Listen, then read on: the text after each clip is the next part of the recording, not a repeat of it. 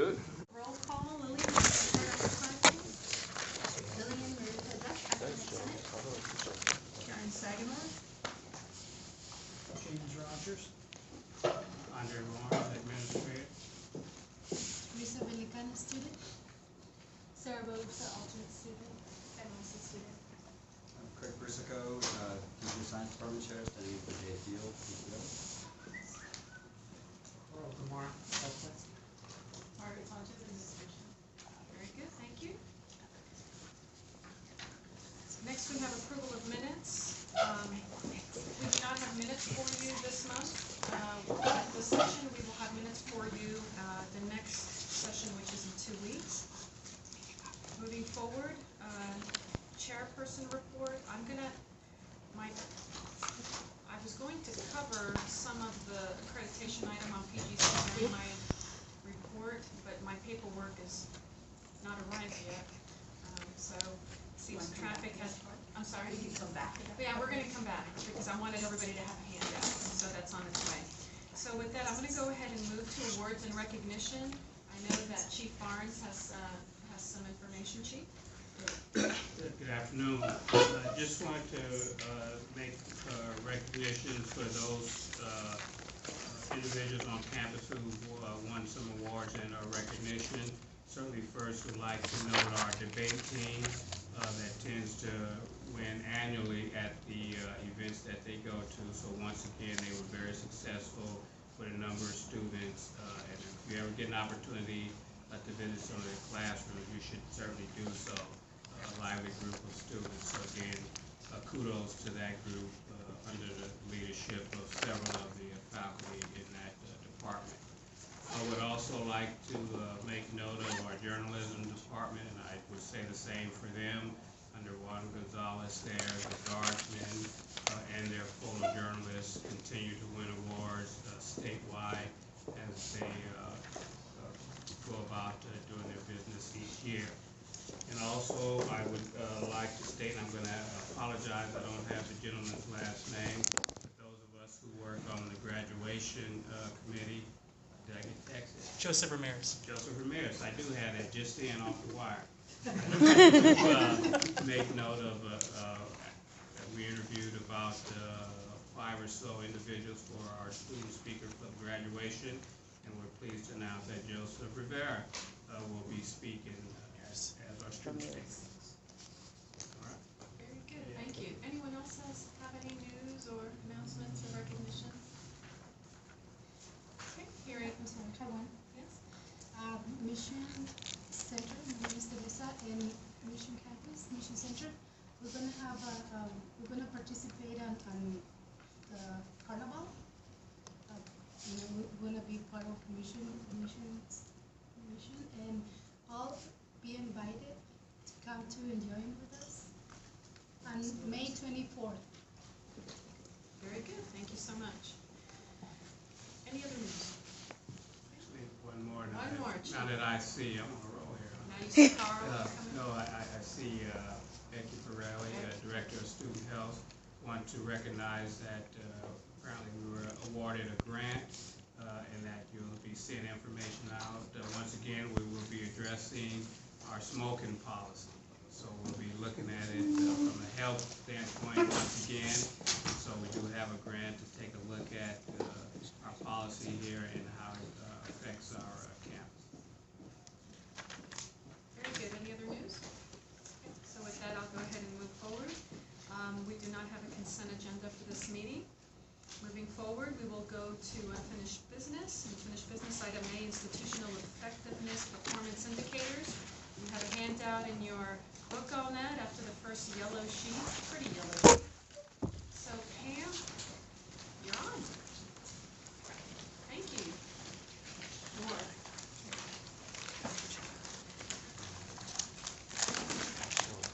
So my piece of it, and I won't recap everything that I've already gone over the last couple of times unless there are questions. But just to say that this is regarding the institutional effectiveness performance indicators that we're setting for the state framework, and there are 4 this year. And And the one that I am about to talk about is course completion. So the assessment planning team met on April 29th. The assessment planning team is the group that looks at the institutional set standards, and it is now also considering itself with the institutional effectiveness performance indicators. It's co-chaired by Christina Whalen as SLO coordinator and by me. And we had a good discussion, and we came forward with some recommendations for the short-term goal, 71.5, and for the long-term goal, 6 years out, 73.0. And I took that recommendation to the Academic Senate yesterday, and it was recommended there as well. So that is the recommendation coming forward on course completion. Obviously, this will require monitoring, so we're not going to get to 73% just by wishing and hoping. There are things that we're actually doing that we think will get us there, and as we approach that 6-year mark, we'll continue to monitor it and see are we working our way in the direction that we have set for ourselves. Does anybody have any comments or questions for Pam? Any members of the council? Yes, sir. The fun fact. Fun fact, this is really having the power to change one student in every classroom would get us there. So, part of the conversation that happened in the assessment planning team was really, these numbers tend to be very steady over time. How do we actually have an effect? It seems too big to tackle sometimes. But when you flip it around and say, what does it really mean? What could we really do? It really changes the conversation. And so that was part of changing the conversation, was to be able to say, what if we could really change the outcome for one student in every class? Now, obviously, there are initiatives. It's not necessarily going to be, the same across the board. But that's what we're trying to do as an institution overall together.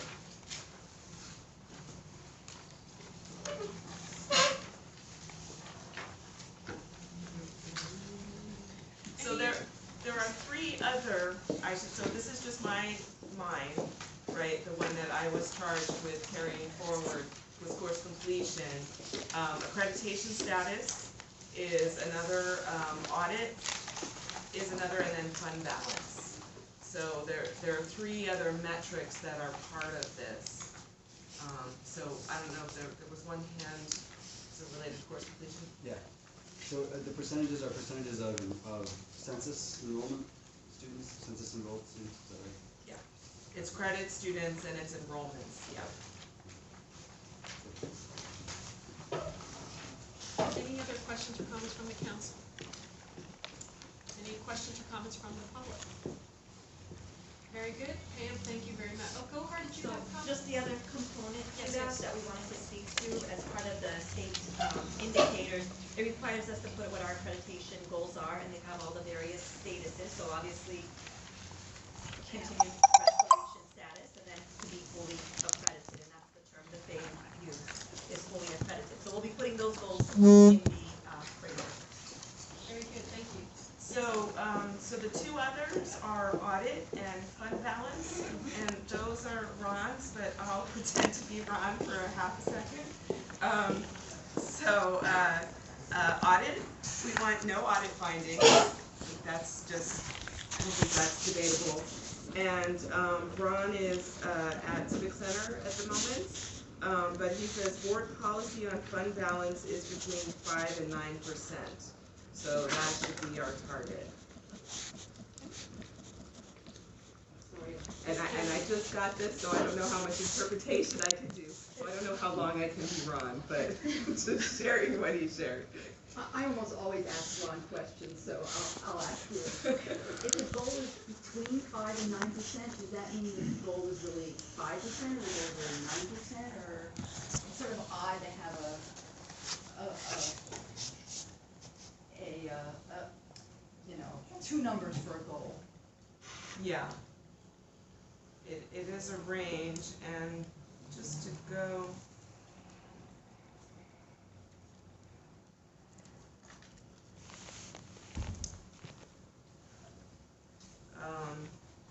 This is what we are, where we are right now. Fund balance, and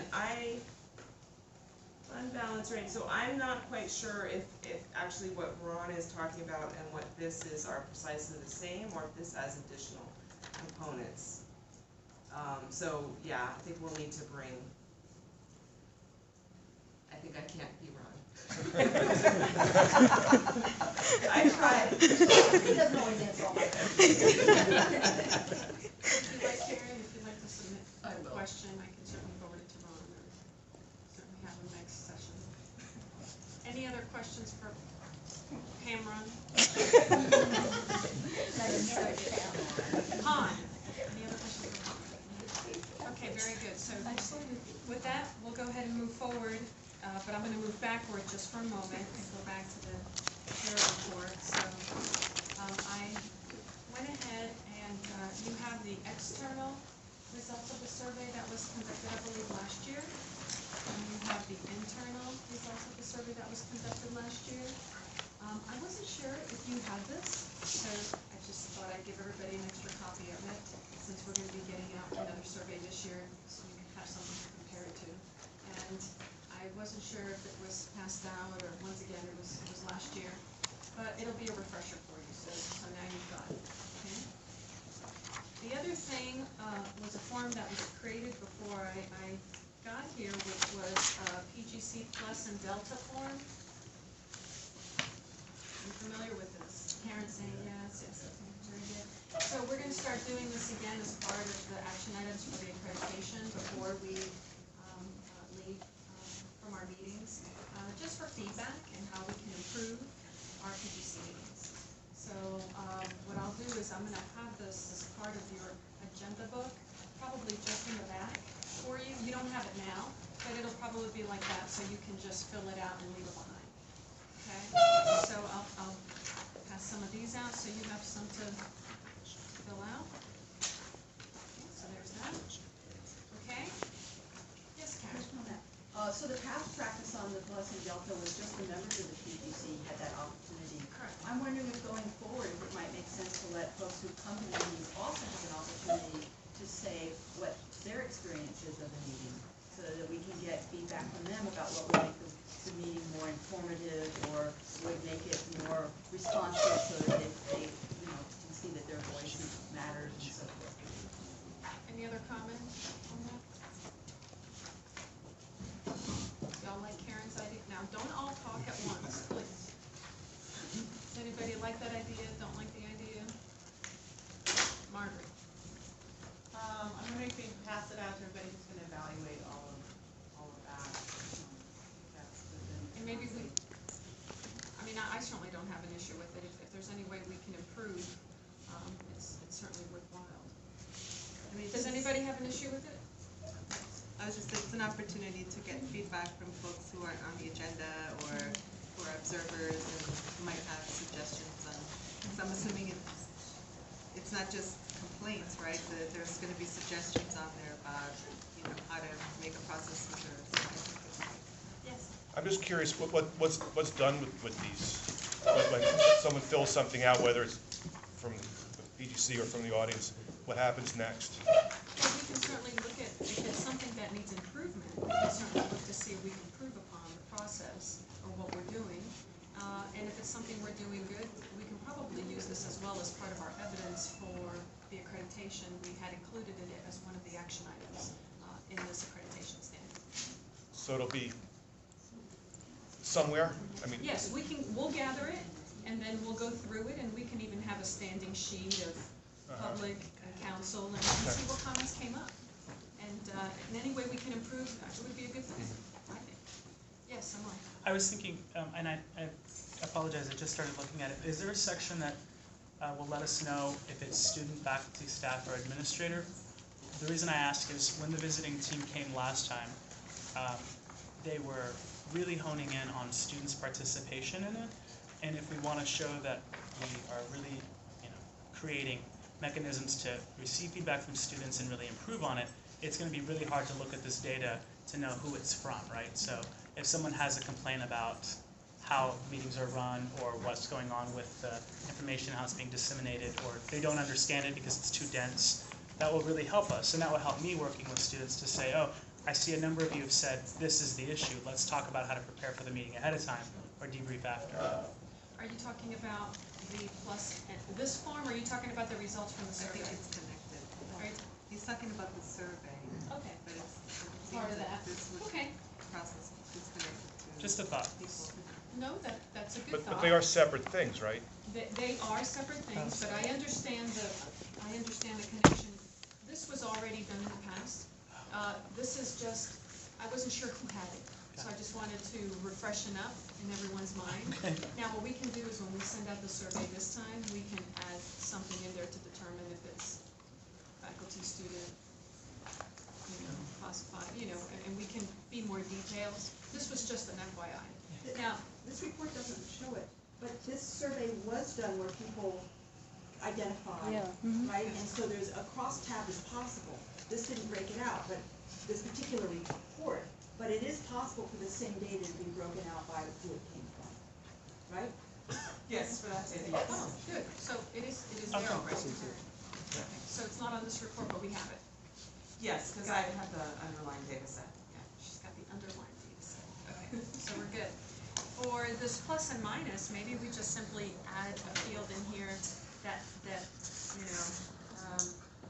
identifies if it's a student or faculty or classified staff, and we do that. Maybe for the council we have pink or blue, and for the members of the public we have another color. And that might be another easy way as well to identify as we're gathering the data. So let's put something together for you for the next meeting on the 21st, and we'll see how that goes.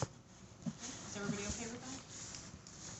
Okay, very good. The last piece I wanted to cover was this long one we've got. Okay.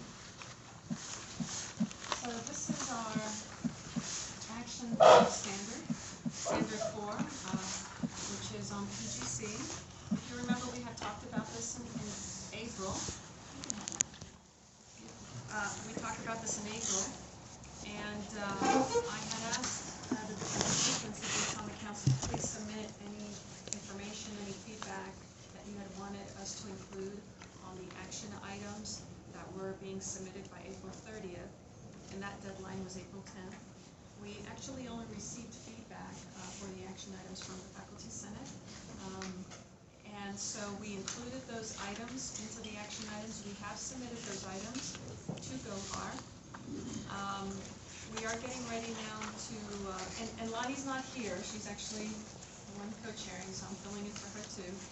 But we are now, fine-tuning these action items. And so I'd like to give you one more opportunity to please look through it. You have it. I think if you can look through it and get any enhancements to me by the 13th, I will give you a final copy the next meeting, which is the 21st, and then after that meeting, I'll send another one to GOHAR again. But it gives us an opportunity to just read through it again, look at it. I'll probably be making some changes as well, but please take it back to your constituency groups and solicit more info. I'd appreciate if you would do that. So since I know y'all are free this evening, you can look through this and study it and read it and have fun with it. So, I'm just so yes.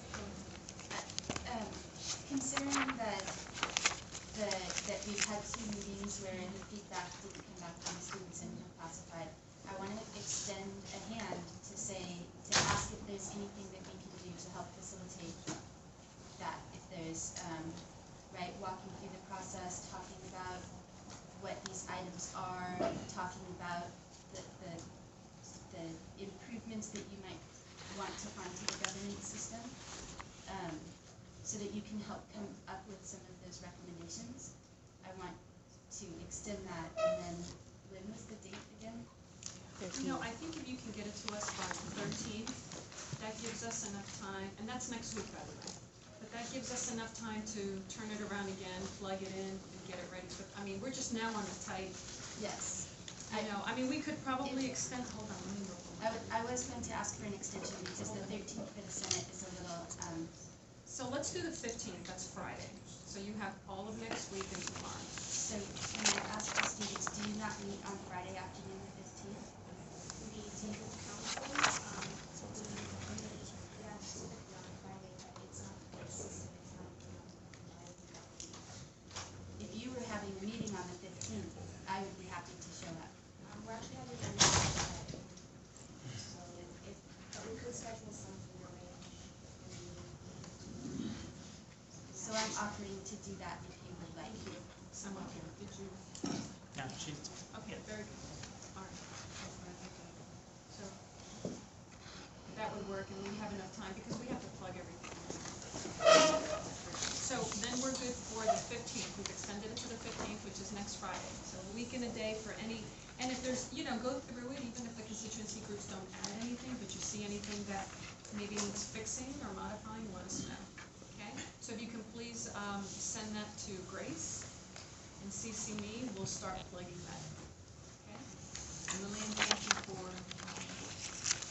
helping and heading out. Thank you. Welcome. Okay, so with that, I'm gonna jump forward again with the next business in order, and I'm gonna move to new business. We have item A, BP 1.25, Chancellor Selection, first reading. Steve Bruckman, please.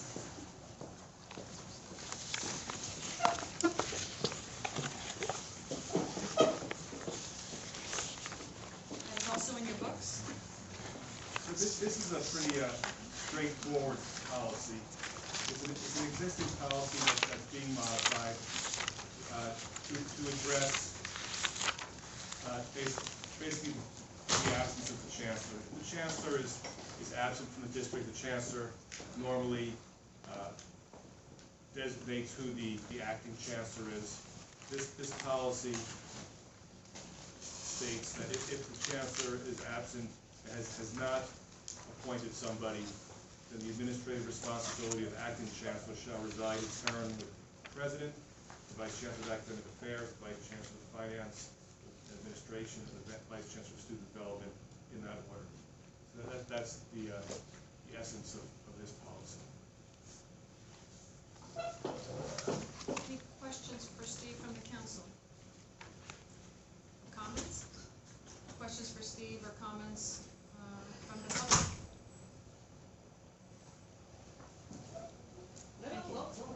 Oh, I'm sorry, Angela, I didn't see you. How are you? I'm good, dear. How are you?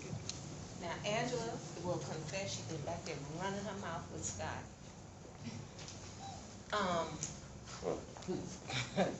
But I was reading it, there's 30 continuous days. I think, does this have a sunset on it? Because I'm a little concerned with, like, the next 18 months or so. Well, the reference to 30 continuous days has been struck. That's not in the. Okay. It's deleting. That's deleting. Okay, good. All right, then I'll shut up. That's a good question. But I still like to know,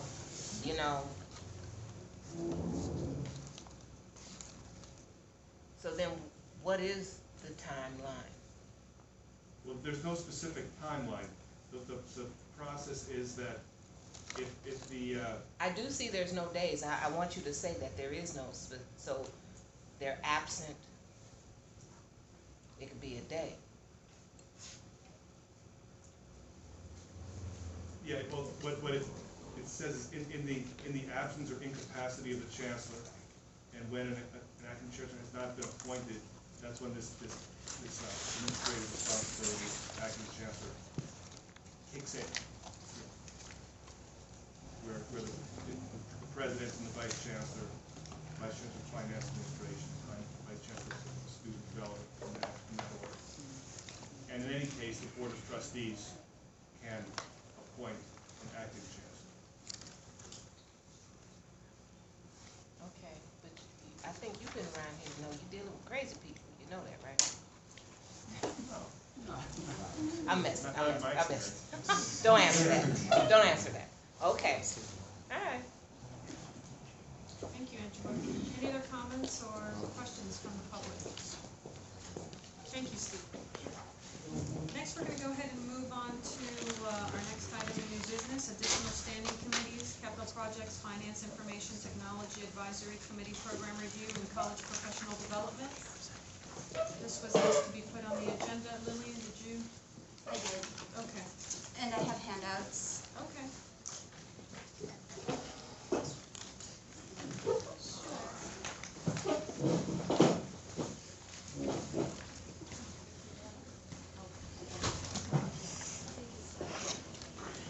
There we go.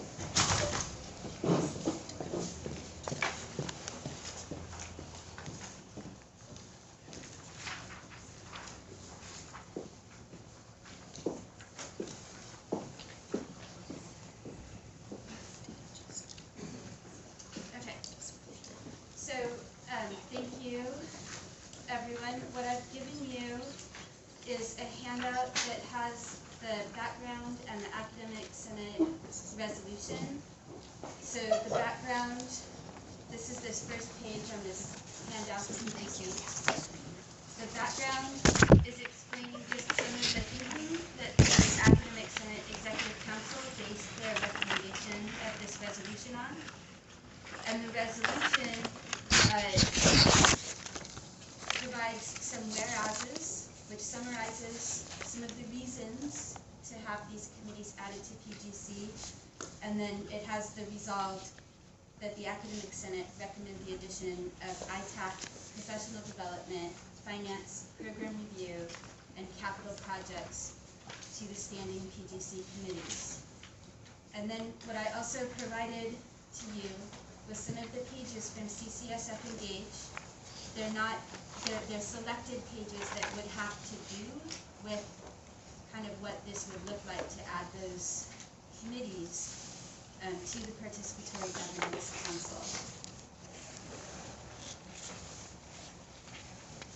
I'm not sure you wanted me to walk through the whole thing or take questions, or did you want me to go over some of the reasons in the background that, Well, this is what we passed out at the last meeting. It was in the book. yes. But, so at the last meeting, what we wanted was to put this resolution, we had forwarded and said, can we put this resolution up for discussion to add these committees? And so, oh, I'm sorry, did it end up on the back page? I'm so sorry. Please look at the back page where it says background. I put the staple in the wrong spot. Except on mine. Mine's fine. Yes, Karen. So, would it be sort of safe to summarize the thrust of this here is having these committees will give us a place to refer things that need some expertise, and then it can come back to us with that expertise in place, is that? Yes. And it also gives a place for things to get the expertise added before it comes to PGC. So it can actually work both ways. If you turn to page 34, it's number 34. I know you don't have 34 pages here. So 34 is a chart that has the purpose of the proposed district program review committee. So notice it also says it's not official yet. And then in here, I tried to include some of the rationale for creating a district level program review committee. And the rationale for that is that there isn't a place right now that is part of effective participation as defined by Title V, where officially appointed representatives from the constituent groups are discussing cross-program issues that involve institutional development.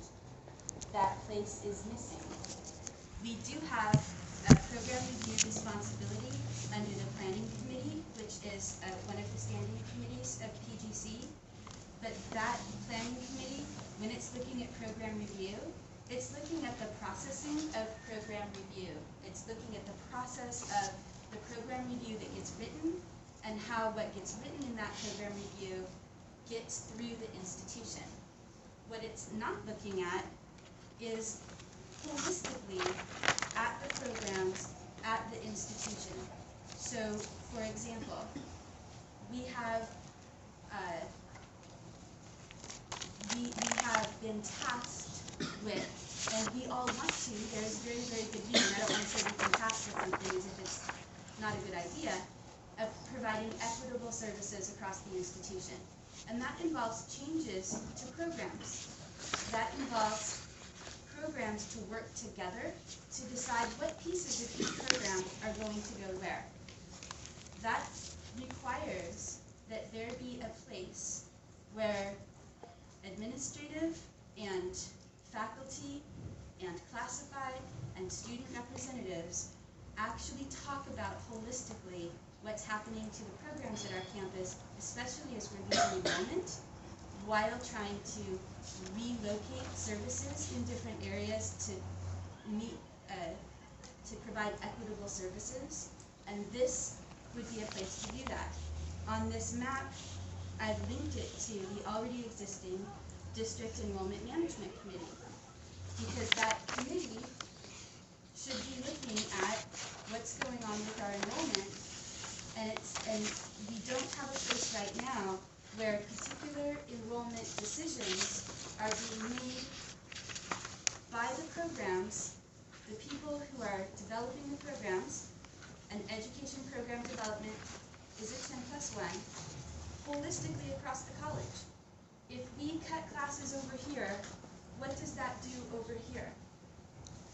With faculty in the room who rely primarily on program development. We don't have that taking place right now. And so having this program, having it coordinate with the district enrollment, having the program review committee, having it coordinate with the district enrollment management committee, having it linked to the academic senate through the Title V rules that regulate what effective participation means, would provide that opportunity for this college as it goes through the next very challenging year to have effective participation in those decisions. So this page kind of summarizes the purpose of that committee.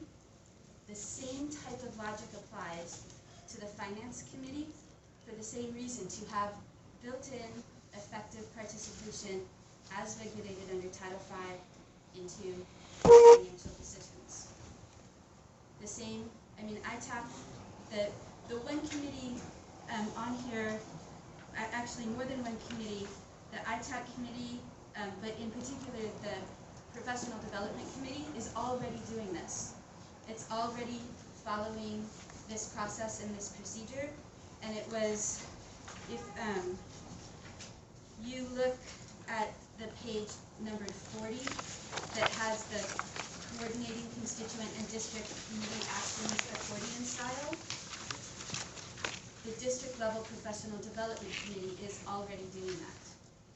In addition, by formally adding committees to the standing committees of the Participatory Governance Council, it provides a direct avenue for reporting out and reporting recommendations up from those committees to PGC, to the Chancellor, and to the Board of Trustees. And that's actually how most other colleges do it, is there's that reporting structure. Does anybody have any questions or comments? I have a question about, so this is my first round in PGC. My question is, why aren't they there already?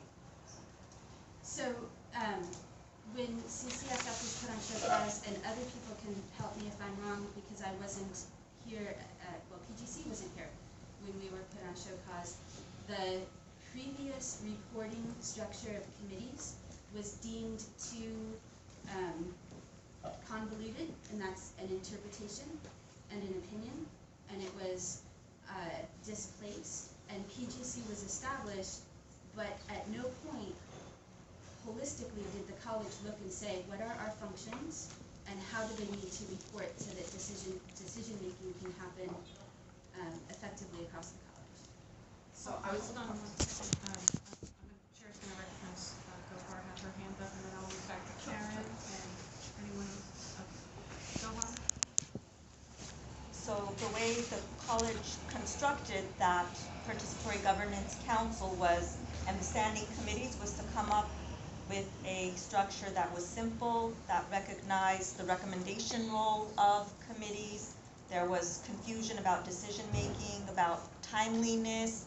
And if you look at the Participatory Governance Council policy, there were some principles that were laid out, and you've laid them out in your mission, in your booklet right there. So I just want to be very conscientious that we're still adhering to those principles, and while I am completely in agreement about effective participation mechanisms, I want us to be really mindful about not recreating a similar structure with 10 committees, which it could grow to. But the way we chose those 4 committees in the work group with faculty present, I think maybe you weren't in that group, Andrew. Anyways, there was it was a work group that developed. I know you were. But the work group, it was through an effective it was a work group of classified staff and faculty, and looking at what are the problems and how can we do something that's more effective. And I understand there still needs to be some improvements. I'm okay with that. But the way the standing committees were set were what are the highest priorities of the college, and that's how those standing committees were developed. And I understand our priorities are growing, and there's issues, and we need to clarify those structures. So just be mindful that we are not recreating, because that's what my stomach is like, oh my God, we're going back to how we were, and we just need to, like Teresa was saying, is be mindful about why we're doing it and how we're doing it, so we don't end up in the same boat, because it could happen like that. Yes. Let me move on. Oh, I'm sorry. I'm just gonna move on to Karen. I was part of that process, and the push for simplicity was very strong. And also, it was, although the work group participated, it was certainly not a consensus decision of the folks on the work group. For instance, leaving ITC, Information Technology Committee, ITAC, leaving that one off the list was something that I have to say, at that time, it's like, we kind of need ITAC, and it's like, well, we don't really have a vice chancellor, we don't really have an administrator in that position right now, we'll come back and revisit it. And if you look at the policy for the PGC, it's the chancellor who can, I believe, says can form subcommittees, so this would have to be a recommendation to the chancellor to do that. But ITAC has always been needed, has never stopped meeting, has continued to serve its function. And basically, at that time, the academic senate said, well, now that you've been orphaned, you can, pretend you're under academic senate for a while. We know you don't really belong here, but you need to be somewhere because you need to continue to meet and do your work. So I think in some cases, it's really restoring some necessary stuff that got pruned away. But you're right, we don't want to add unnecessarily. All right, so thank you, Karen. Hal, I've got you. Let me get to Francine real quick. Yeah. And then, Currently, we right now, at this time, have ITAC, professional development, and capital projects that report to no one. That's not good. That's not effective institutional participation. And the PGC can invite them here, but they don't have, there's no line to us.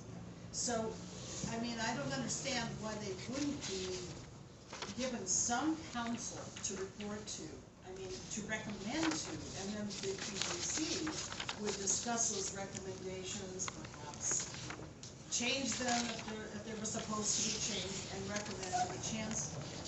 So if we're not having these standing committees of just the ones that already exist report to us, then who do they report to? The board? I don't think that, or the chancellor and skip PGC. I think that's troubling, frankly. In terms of the program review, I don't know about finance. We used to have a lot more discussions about finance at the committee level. I don't know where that's supposed to take place. That's why we only need to clerk here. But program review, the perception on the ground is everybody works on program review, and here's nothing. This is still the same perception. Now, somebody somewhere may be talking about program review at the administrative level, but it's not in the awareness of the people who wrote those program reviews. They still feel like we wrote them for nothing. Again, busy work.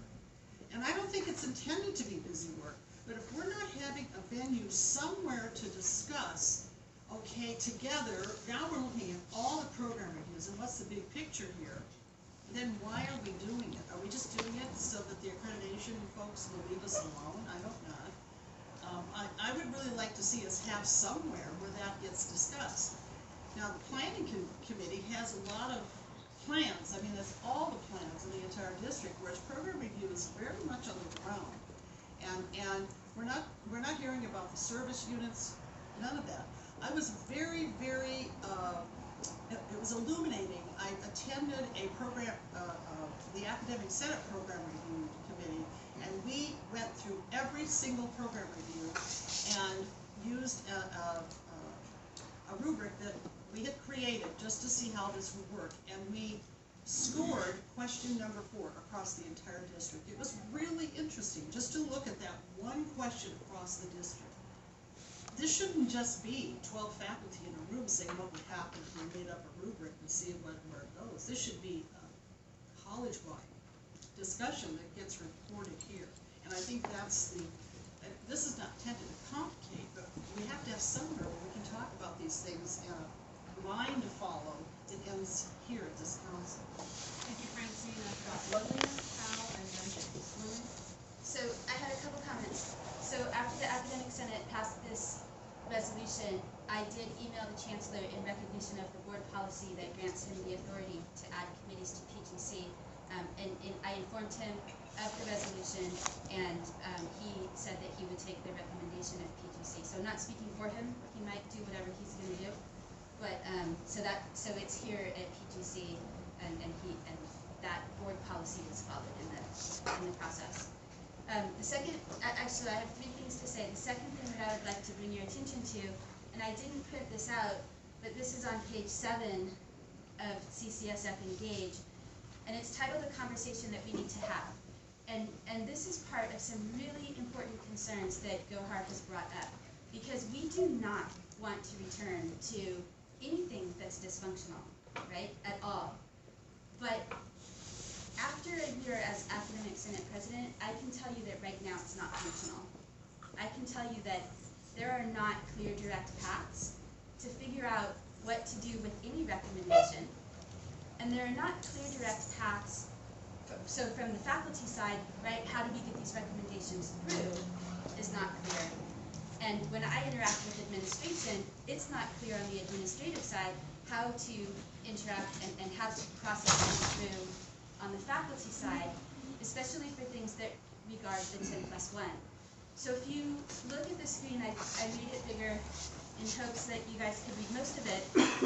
And this is from a 1998 document. It's a combined document between the State Academic Senate and the California League of Colleges, so the state level administrative organization.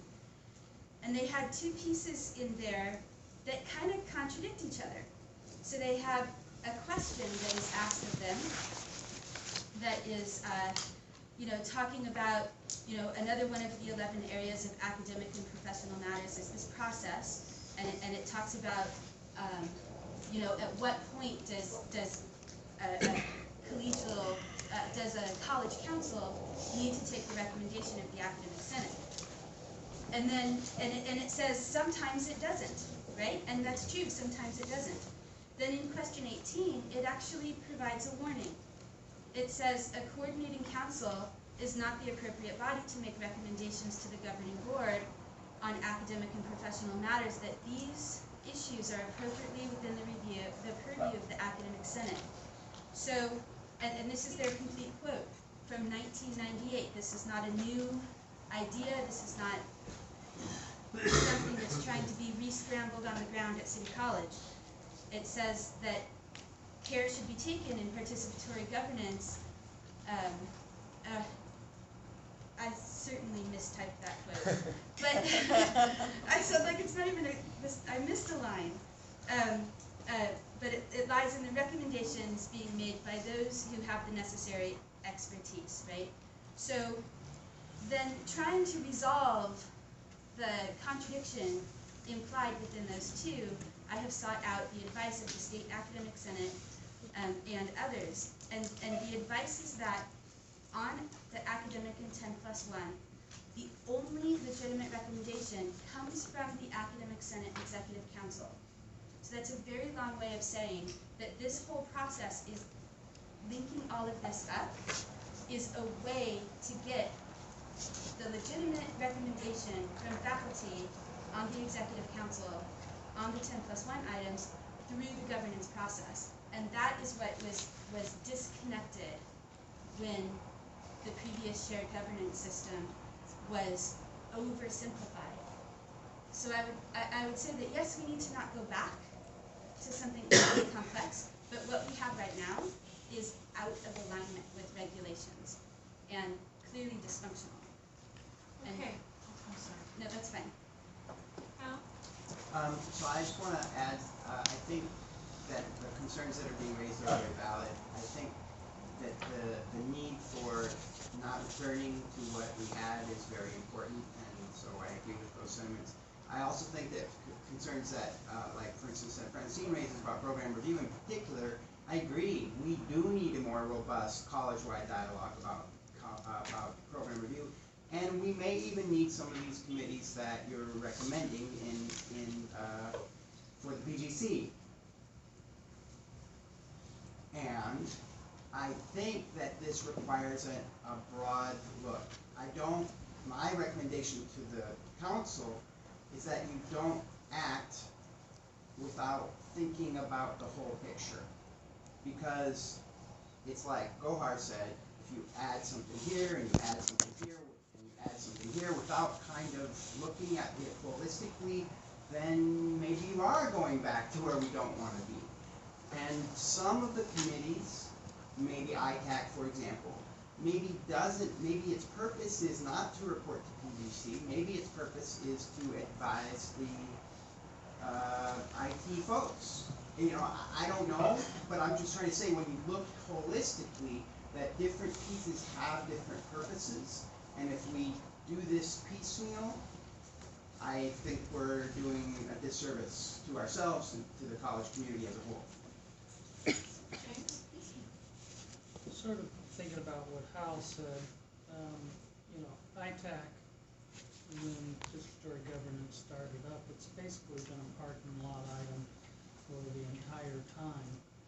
It's been brought up when I asked about it to the then interim chancellor and the vice chancellor and the former special trustee. They all agreed that it did not go under 10+1, that it was broader than that and affected the entire college. So, from my perspective, that would seem to be one that I would agree, it's sort of advisory, but might be considered here. I don't have the background to really have an opinion on all of these, but it seems like it's an awful lot to digest at once. Would it help if we allowed some time for everybody to digest this information? Maybe have it on the agenda. I have a few hands raised, but I'll just throw it out there. Is it worth letting folks digest some of this information, read through it, talk to their constituency groups about it, and just get some feedback on it? And we can certainly add it on the agenda in 2 weeks. So hold on to that thought. And I'm not sure I had all 4 hands raised at once. So I'm going to start with Teresa. She's right next to me. So I'm going to start with Teresa. Okay, Teresa. So as I've heard people's comments and feedback, I'm wondering about, I remember kind of the conversations around trying not to have such a complicated participatory governance process. I completely appreciate that. I get that. Because I remember going to a committee that had a subcommittee that in turn had another committee, And so it would take a year just to pass one little change, so I can appreciate that. Then I think about if we were to add, you know, what, let's say ITAC or 2 of these, if not all, 2 or all. I think about these meetings and the length of the meetings. I think about that we need to be real about the time, you know, the time that it's going to take for everyone to discuss for every piece to have their say at the table. I'm a believer that all the right people should be at the table so that no side conversations happen, and we all should be on the same page. So I'm a believer of that. So I'm just wondering how we can get the information that these committees could inform PGC or participatory governance, and still have it be a way that is doable, you know, so that we're not here for 5 hours, which can easily happen. And if that has to happen, well, then we have to be real about it. But you know, I don't. That's another concern I have, is that if we, you know, have all these 10 report backs each meeting, that'll take the 2 hours, and then where do we actually do some work? So that was. I'm gonna get to everybody, but I see Grace doing this. So Grace, did you have a comment? You said about setting something up? Oh, The 2 students left. Oh, there's 2 students left. Okay, 2 students left. We still have a quorum. Okay. Next hand. I don't know if I was next, but. All right, Lillian. Okay, so I have 2 points. The first I would say is that we just saw a really good example of how committee work behind the scenes informs something that came to PGC. So we just saw the institutional aspirational set goals for the college come and see a 73% course completion. And I thought that presentation was very clear. In the packet, there was a timeline with steps that were taken to show everything that had happened to get here. But what had happened to get here is that a whole bunch of coordinators have been meeting all semester and talking about equity plans and basic skills plans and professional development plans, and taking feedback from the whole college on how to increase student success. And that information then informed our college assessment committee that is co-chaired by institutional planning and by our SLO coordinator, who then set that course completion goal. And because that course completion is a 10+1, it then went to the Academic Senate Executive Council. And we had it on schedule for 2 reads, but it was so straightforward and so clear that we passed the resolution right there. And it is here before you today. And we really saw no questions. It was very clearly presented. And in fact, that's how effective participation works. It's not that this council would have to know everything. It's that the committees reporting up to it through the appropriate channels have done all that back work. And this is just a reporting structure for that to happen.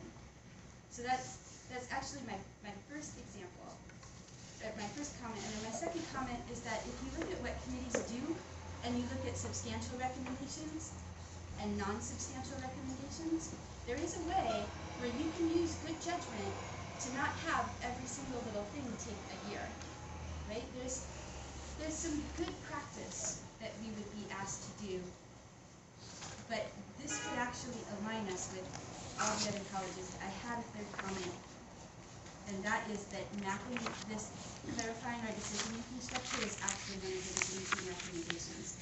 So we kind of gotta, in some sense, and we have to be able to use it for the next year, because next year in May, you're gonna be asked to sign a report or to recommend a report that says we are governing effectively. So, hoping kind of to make that happen. Okay. Karen, Francine, and then I'll make a comment. I think it's, it's important for people to get the information and the time to digest the information so that they're making, informed decisions. I don't want the process of are we going to add committees to itself take a really long time, in large part because of the need to get some things changed for accreditation. What we're doing right now is actually, we got a bunch of deficiencies on participatory governance, and so it's important that we make the changes that are going to help us with that. So maybe we need to figure out what information is needed and make sure that everyone can get that, and maybe then we could be ready to discuss this and hopefully vote on it at the next meeting. Is that possible? The information we need would be a description of what each committee, a description of each committee. Is that what's needed?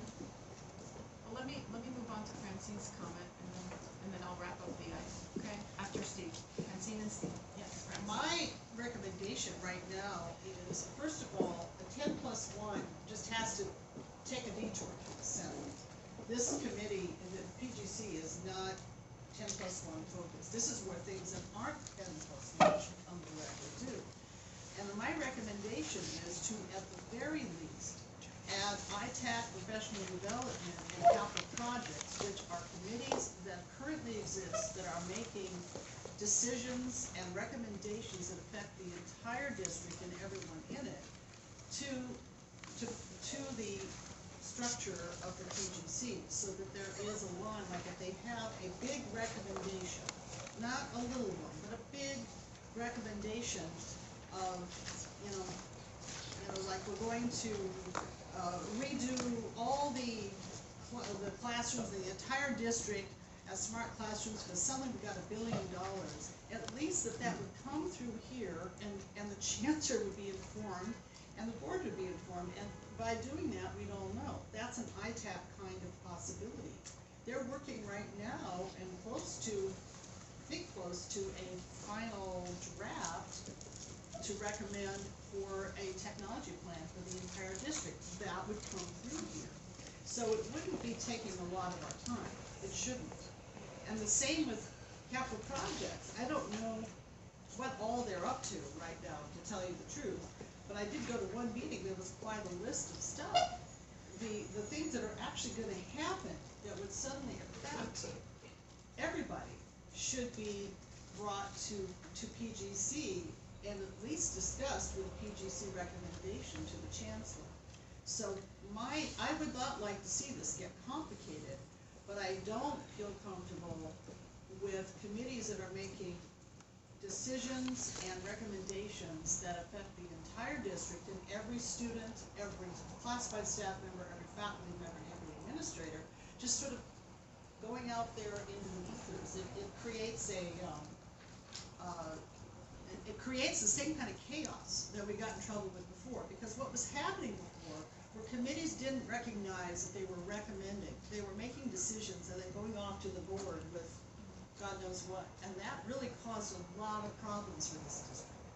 So I would hope we could at least consider the existing committees coming under PGC, and then maybe we need to contemplate the ones that don't yet exist and what they might function as, and do we really need them, and have a process where if somebody wants to propose such a thing, to avoid the problem of 10,000 committees, that they have to do certain things and bring them to us to consider committee by committee if they don't yet exist. Thank you, Francine. Steve? Thanks. So participatory governance is something that we do.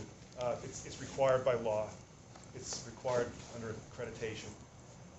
And it's part of our character. So there's no question that it's important. We need to do it. It's all about how do we do it. And so I'm very appreciative of the thought that's been brought here, and there's obviously a lot of thought that's been put into this. I know it's not easy doing this because I've been involved in these sorts of exercises, and it's challenging.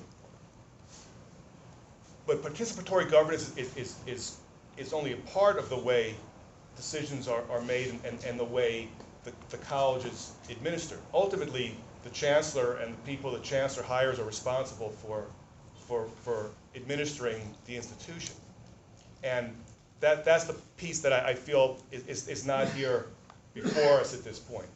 Like when we talk about program review, and everyone agrees program review is important, Well, we have a vice chancellor for academic affairs who I think has some important perspectives on how program review works and what should happen in program review and how the information that's gathered in program review works its way through the process.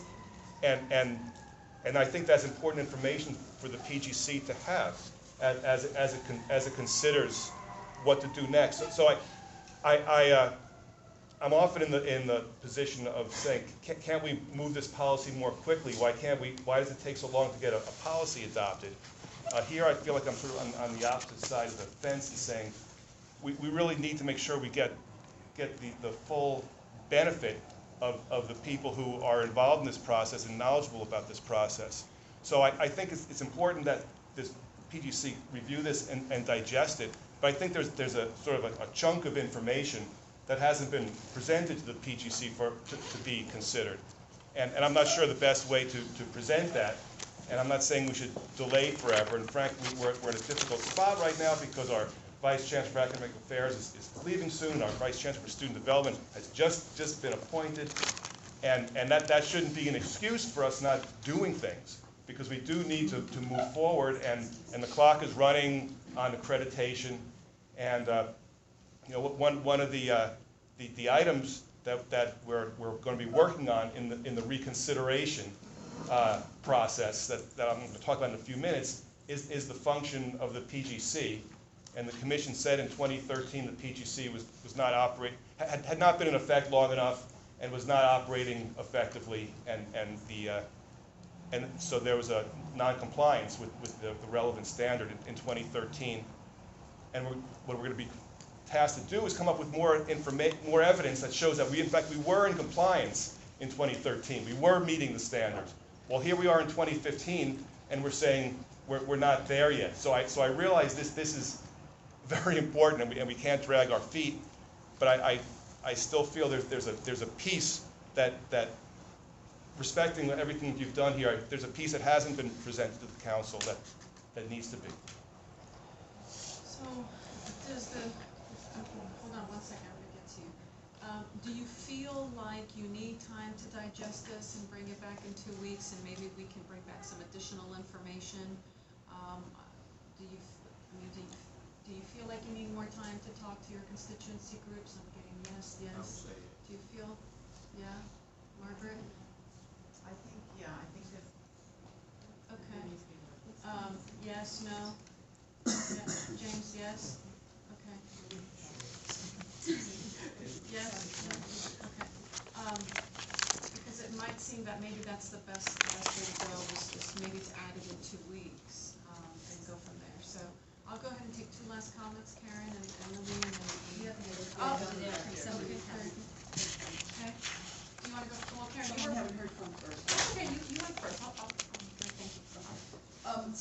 Just some of the concerns about, well, is this going to lead us back to where we were? I think the thing that was really important that we're doing now, or need to do now if we're not, is evaluating things as we go along, which is something we weren't doing then. And I think an important piece for this proposal needs to be what criteria is this going to be evaluated, so that we, a year from now, say, okay, well, a year ago we added these committees. Did that turn out to help us or not help us? And just the fact of doing that is very important for accreditation. They like to see processes where you make changes based on here's what's not working, and when you make changes, you then put in with it a process to evaluate, is it going to work or not going to work, and then you can so you're not married to it forever. The idea is to try things and see if they're going to be better or not, and have that part of the process. So I think that would be another important piece to bring next time, or even send in advance. What's the evaluation process going to be to decide whether these committees will continue permanently, or just, we'll try it for a year? Thank you, Karen. Lily? So I have a couple comments. I would like to point out to everyone that everybody has a spot here, as demonstrated even the first day. And so administrators, you're here, you're on here, and your role, you would like to know exactly and talk about your role and how it relates to the 10+1. And then bringing up the Vice Chancellor of Academic Affairs and saying, that the administration has a very knowledgeable Vice Chancellor of Academic Affairs who can do things is not effective participation. That's having having that person, that's not what you said? I don't, that's Okay, not what I so meant to say. Okay, so No. I was like, there's very knowledgeable people, but that's not, so I took that. No, I meant to say that was a piece that I think would be useful for the council to hear. I wasn't suggesting that that's the answer to all the questions. No. So then my last comment would be that we're very much at the end of the semester and many faculty are leaving. And we have plans. We are moving equity out to the centers. And we have not yet defined equity as a college. Other colleges did right off the bat. And without having a program review committee with a function of looking holistically and having effective participation in that decision making, we are not meeting the accreditation standards for effective participation. And there's a time issue that extends, beyond digesting all of this. Part of the impetus for bringing this forward is that there are key pieces missing in what's taking place right now, both in equity at the centers, in enrollment management, and in the review of programs holistically across the college, that once we get to September and October, it's too late. And so I would like to put out there that there's a reason why this is being pushed. Thank you, I'll go ahead and take the last comment. Yeah, so I came to represent ITAC. I haven't said much because I feel like I've been well spoken for, but I just wanted to ask if we're going to consider more time on this, like what is going to happen at that time? Do you want more information from these committees? What information do you want? And also, what does it mean to join? If we report to PGC, does that mean that someone from each committee becomes a member of PGC, and in the audience, or what's the structure? And so that's a very good question. I think what I'd like to do is I'm going to go ahead and just add this item for the next meeting, which would be the 21st. And this will give you an opportunity to really go through this information, get with your constituency groups. I know it's only 2 weeks, but communicate with them. If at any time you have, if you need any additional information, please email Grace, please email me. We'll try to get that information for you. And see if you have any questions on it.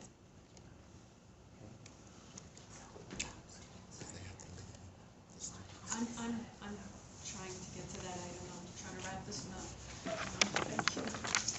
Yes, Jane. My only comment or sort of Thanks, ma'am. request on all of this, I think part of the stymie for moving forward on it is not really knowing what the heck it means to have them reporting to us. What's their responsibility, what's our responsibility, and how's the evaluation. So I'd suggest that's the question that really needs some clarity before we can make a decision. How about I try to answer that question and get something else? Yeah, and I think that's a good point, because we already have committees reporting to PGC. And I don't know if that process is clear for the existing ones. So Yeah. let me look at that. Let me look at that and see what I can put together and get it out There's to the supposed to be council. turning in I know they're minutes. supposed to, I know. How's that? Will that work with everybody? And there's a page right there on Engage. I'm sure you're comprehensive. That's a good question. Let me put something together. Will that work with everyone? Yeah. Okay, very good. So then I will go ahead and move it to 5:21.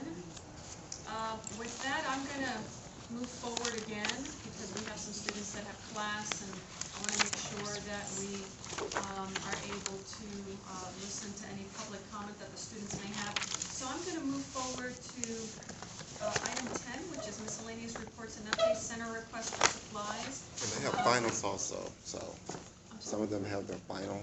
Oh, that's tonight. right, some have finals, okay. Yeah. I had asked Dean Bynum to make a little presentation based on what was brought to the council last month. Dean Bynum? So thank you, Madam President. I'm Torrance Bynum. I'm the Center Dean for Edwards and Southeast. And I really appreciate you allowing me an opportunity to give you some feedback as to what we're doing at the Evans Center, some of our goals, our mission, how we're trying to work with our students, programs we're bringing in, and resources that we need.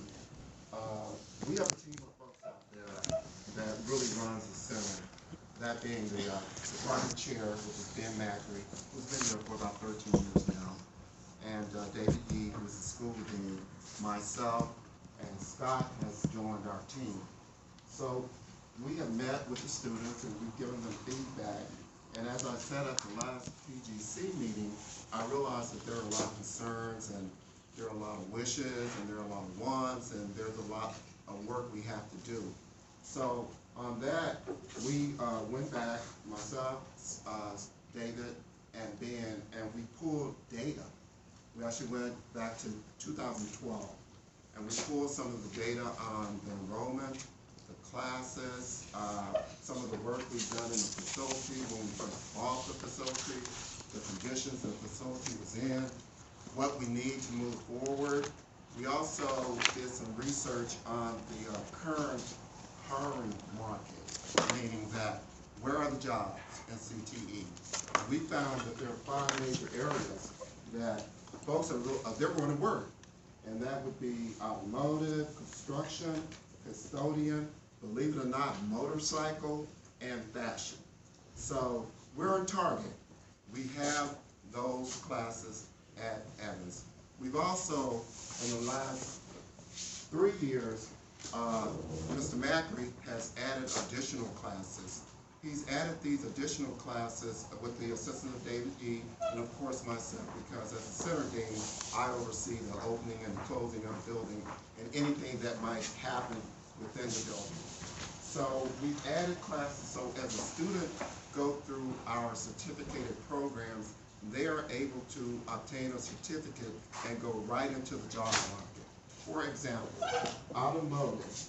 We had 83 certificates that we signed in the spring of 2013. Out of the 83, and by the way, Mr. Macri, who had a doctor's appointment, he couldn't be here tonight, but he has an extraordinary tracking system.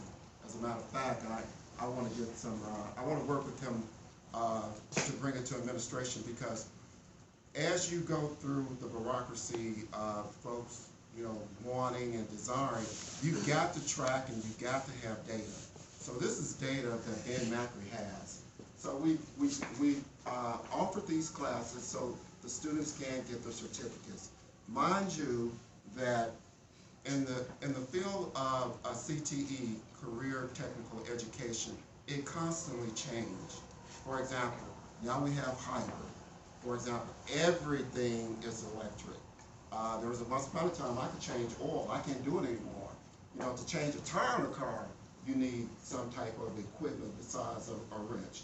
So Mr. Macri has looked at that, and he has allotted his supply budget, along with the assistance of David Yee and myself, to purchase these types of tools, so at least we can get the student into the work, to a job, because most of our students come to Evans for a job. So in doing that, we have this little small pot of money. It's not a whole lot of money. For our automotive, and this is concrete data, it's in our program review, and I always invite everyone who really wants to know about the program, or what the center deans are doing, to take a look at the program review, because our program review really speaks for what we're doing on a day-to-day operation basis. Mr. Macri gets, for the automotive and the motorcycle, he gets $10,000 a year. $10,000.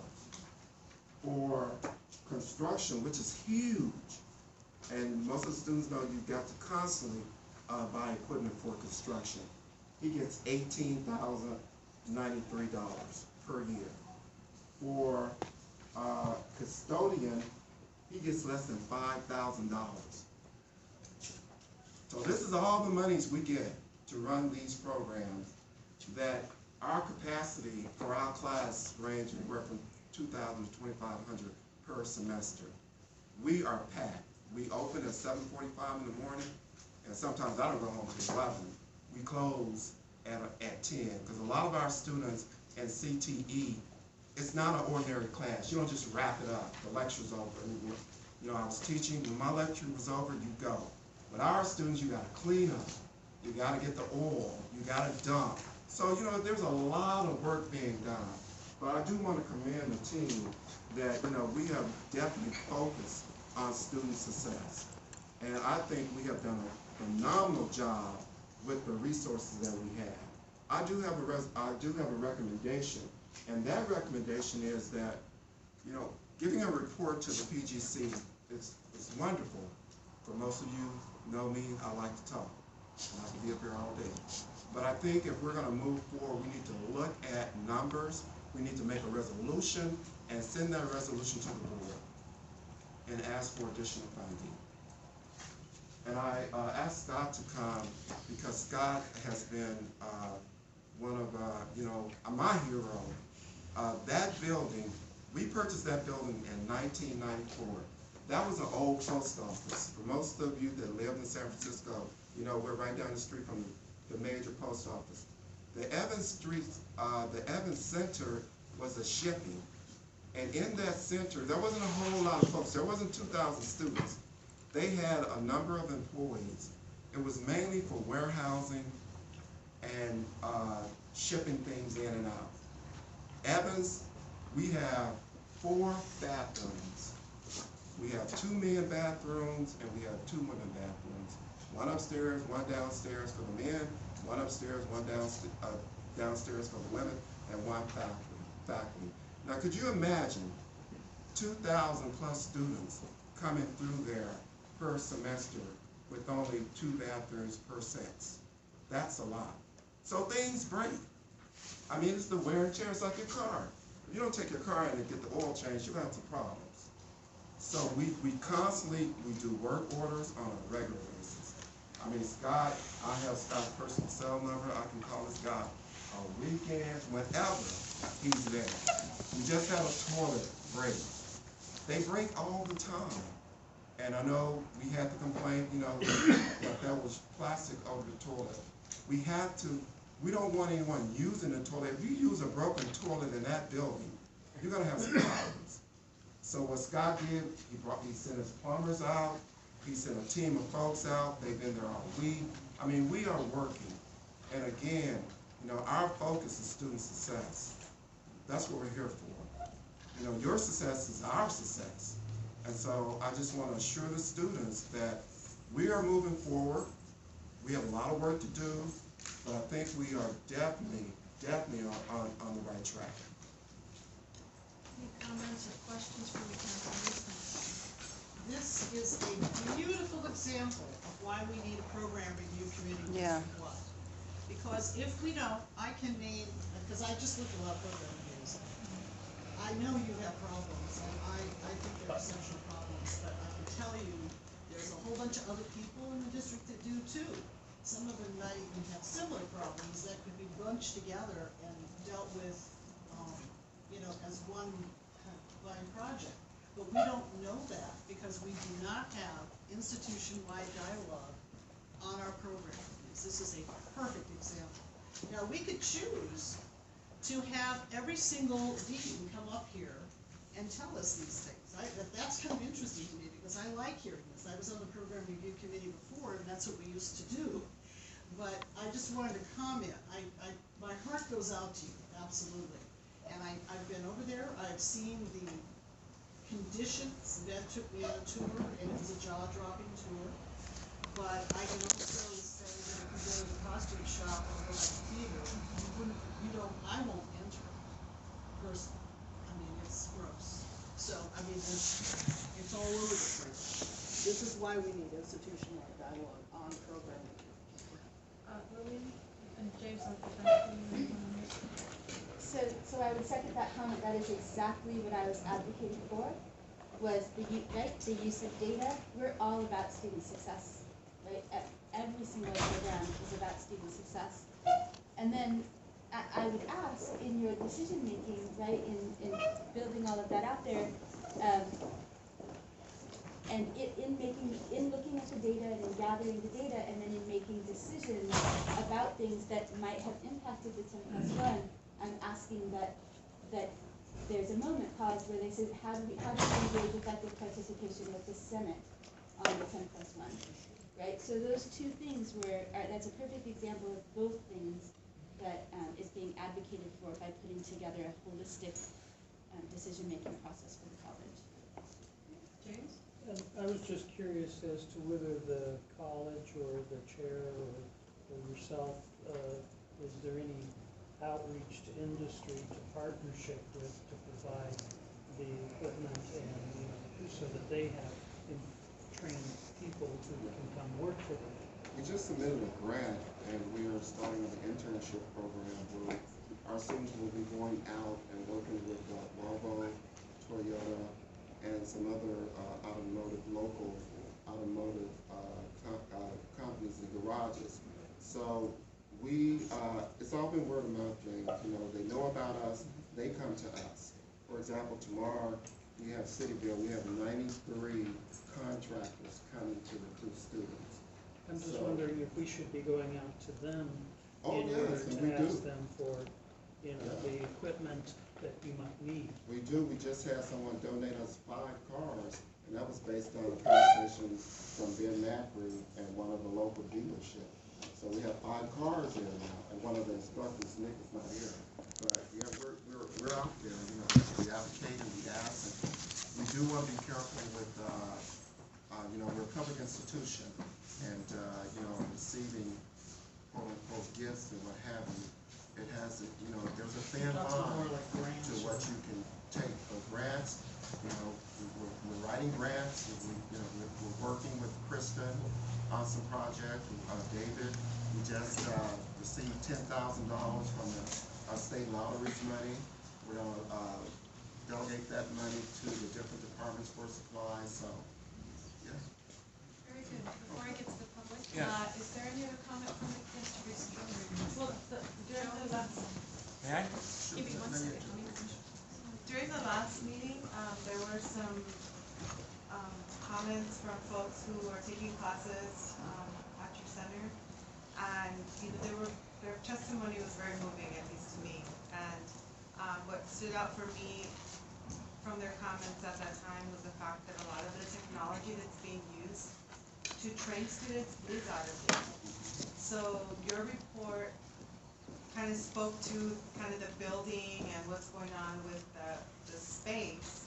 And the report from the students was about their actual training and it being, them being prepared to compare with industry standards that are, modern industry standards. So I just think that there's, I don't know, that there needs to be a lot more funding, there needs to be a more holistic view, and I'm concerned when a center is charged with going out for their own funding, finding their own grants piecemeal, when if the center is a part of the bigger college, it should be a bigger college issue, so that the college isn't just looking at Southeastern Evans, but they're looking at other centers who potentially have similar requirements. So I just wanted to throw that out there because why should these deans have to hustle for their own money, all the time? I think that the institution should be a part of that process. I'm gonna move to, give me 1 second, I'm gonna move to Joe. May I? Yes. Thank you, Torrance. He's spot on with what he's saying. As far as your comment about seeking partnerships, Louisiana Pacific is one company that's offered to donate material to us in the form of a grant. If we come up with a project, they can supply us with material. And I think we can do the same with a company like Boise Cascade. And we've got other things we're doing at the school in conjunction with these 2 fine deans and this great student body we have here. We've reached out to corporations. One of them is PG&E. And we're talking about bringing in a program to train people and possibly get supplemental help that way. So we are trying.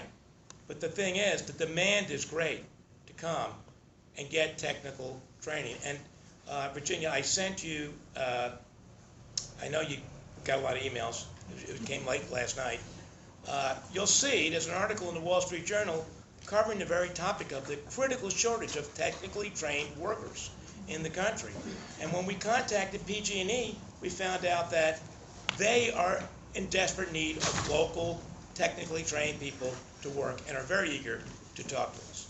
So we are trying, but we really need more resources. We really, really need more resources to attract the type of help we need. Thank you, Joe.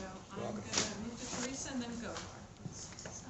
I'm not agree with the legal expenses. I think to Dean thank you for come to use the report and we're going to support you. And thank you for everything. Go, yes. So I just wanted to make sure that we don't lose sight of, and I hear and understand the need to have more college-wide discussion on program review, and I'm in agreement with that. But I want everybody in the room to remember there is a process for program review that includes a prioritization process. And there is a review of the program reviews by the persons who are responsible for those areas. So all the program reviews, that relate to technology, everything that's come up that relates to technology, it goes to Jay Fields, the CTO. Everything that's related to facilities and the building, it goes to Scott Klein. And there's monies associated with it, and certainly, I think it was $60 million, including Performing Arts Center. But there was, in program review, like the request, right, it's a huge amount of money that's requested to fulfill our ideal world of what would be wonderful for our students, for our facilities, and there's only this much money.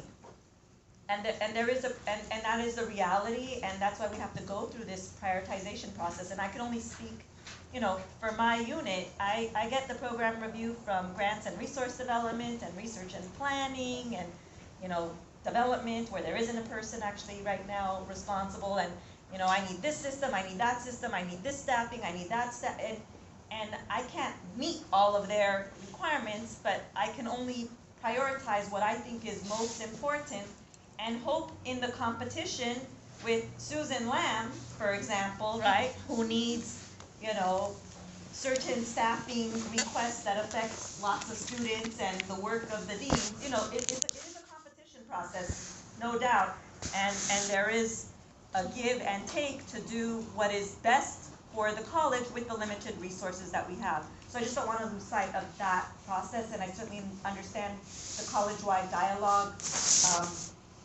could be improved upon, and appreciate the work of the Academic Senate Program Review Committee's work in making some recommendations in that vein.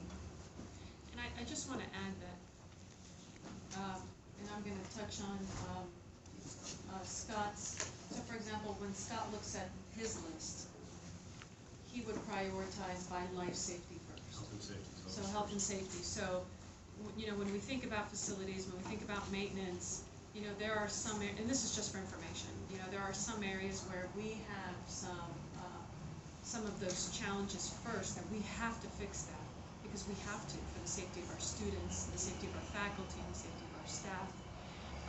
And then any additional funds that we have, then he can go down the list of that. So I just wanted to add that.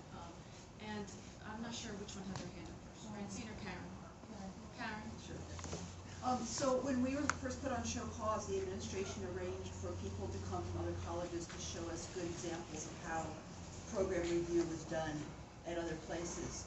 And at all those other places, the program review process, in terms of even as far as deciding on what's going to get the top priority, and certainly in terms of looking at the thing holistically, was done by committees with all the constituents there, not just by administration, right? And one of the benefits to that was that way, when you end up with a decision where we can't do everything, and we're going to do this and we're going to not do that, people felt like, well, they had someone at the table for some kind of discussion of it so that it could be seen.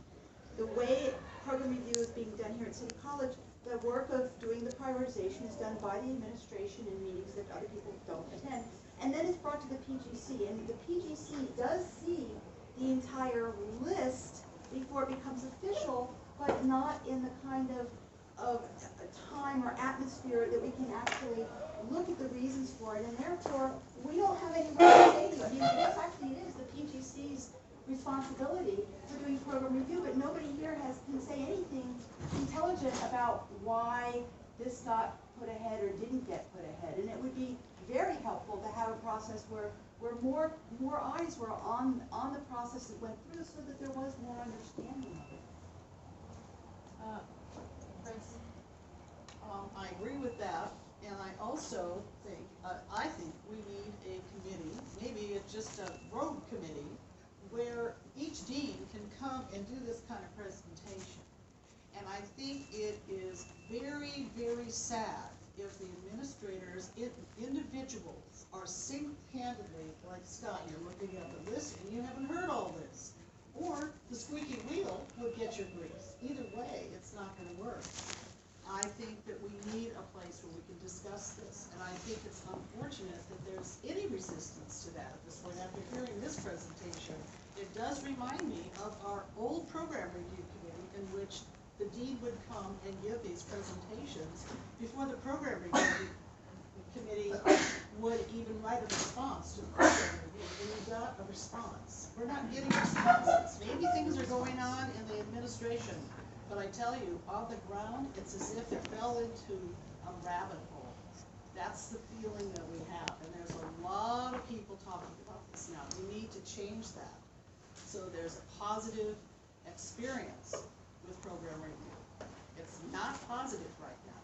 You know, Q8 is just a long list of stuff, and even yesterday at the Senate, there was a report from, I think, the Equity Committee, or Basic Skills. And they had ranked things and they were recommending expenditures. But one counselor sat there and looked up in the Q8, in the student services, there were things not even on the denied list. They were missing. And we can prevent having that happen if we have a better way to express these things. As other colleges, as most all other colleges do. So then making the same point that if some of those prioritizations have to do with education program development, it's a 10+1, and it needs to be viewed by the Executive Council of the Academic Senate in order to be in compliance with Title V. So we really do need to very soon look at how this happens. Because we want it to happen. We want everybody to get their, we don't want everybody to not get their money. We want actually a pause, fix the decision-making, and move forward in the way that's done right, so that there's effective participation, so that there's buy-in, so that one program can actually help another program out, and so that programs aren't being starved to death without ever a conscious decision being made to let that program go. And so that's part of the process that needs to be put in place. Okay, I'm going to go ahead, and in the essence of time, we still have a long agenda. There's students that have finals. I'm going to go ahead and we're finished with council remarks. I'm going to move on to remarks from the public. Kimberly, you had your hand up. I'm moving on. Yeah. Just you know, I'm a new administrator, but I've gone through prioritization with Vice Chancellor Lamb.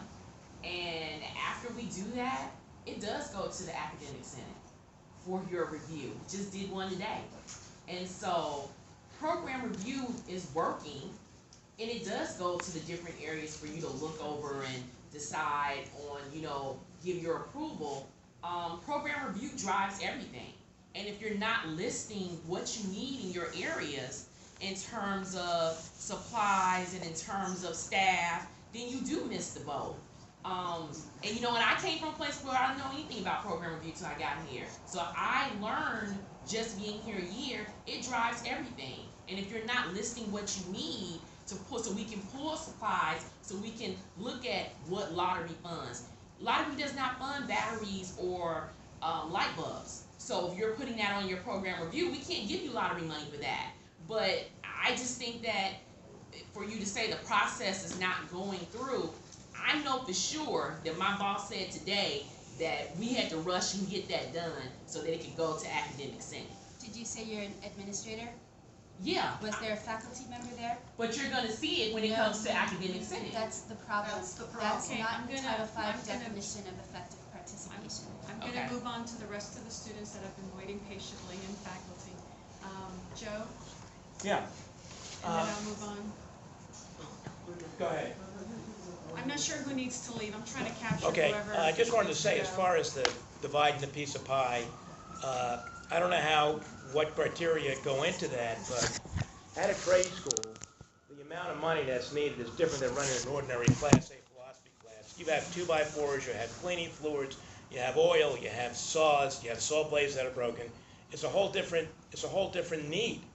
And as far as the 10,000 students and the $40 million we lost, we have people trying to get into the college. We need to expand capacity. We need to be able to serve all the new people that want to get into the trade school. We can help solve the student shortage at City College. There's a problem.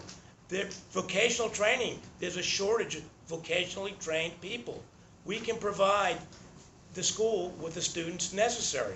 So that's something that should be considered when this pie is being divided. Okay, sir? Hello, everybody. My name is Alfonso Castillo.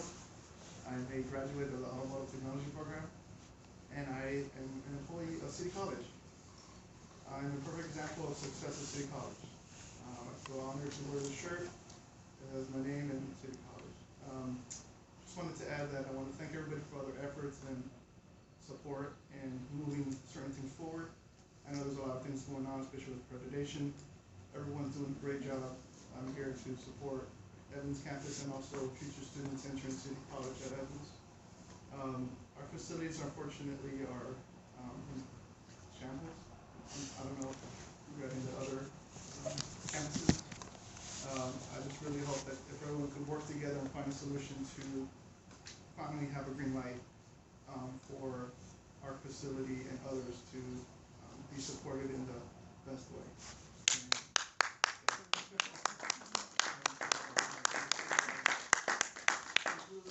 I hope at the end of the day, people could remember me and say, hey, I remember Alfonso speaking, and there's light at the end of the tunnel, and I'm working at the tool room. You're more than welcome to visit me at the Evans campus.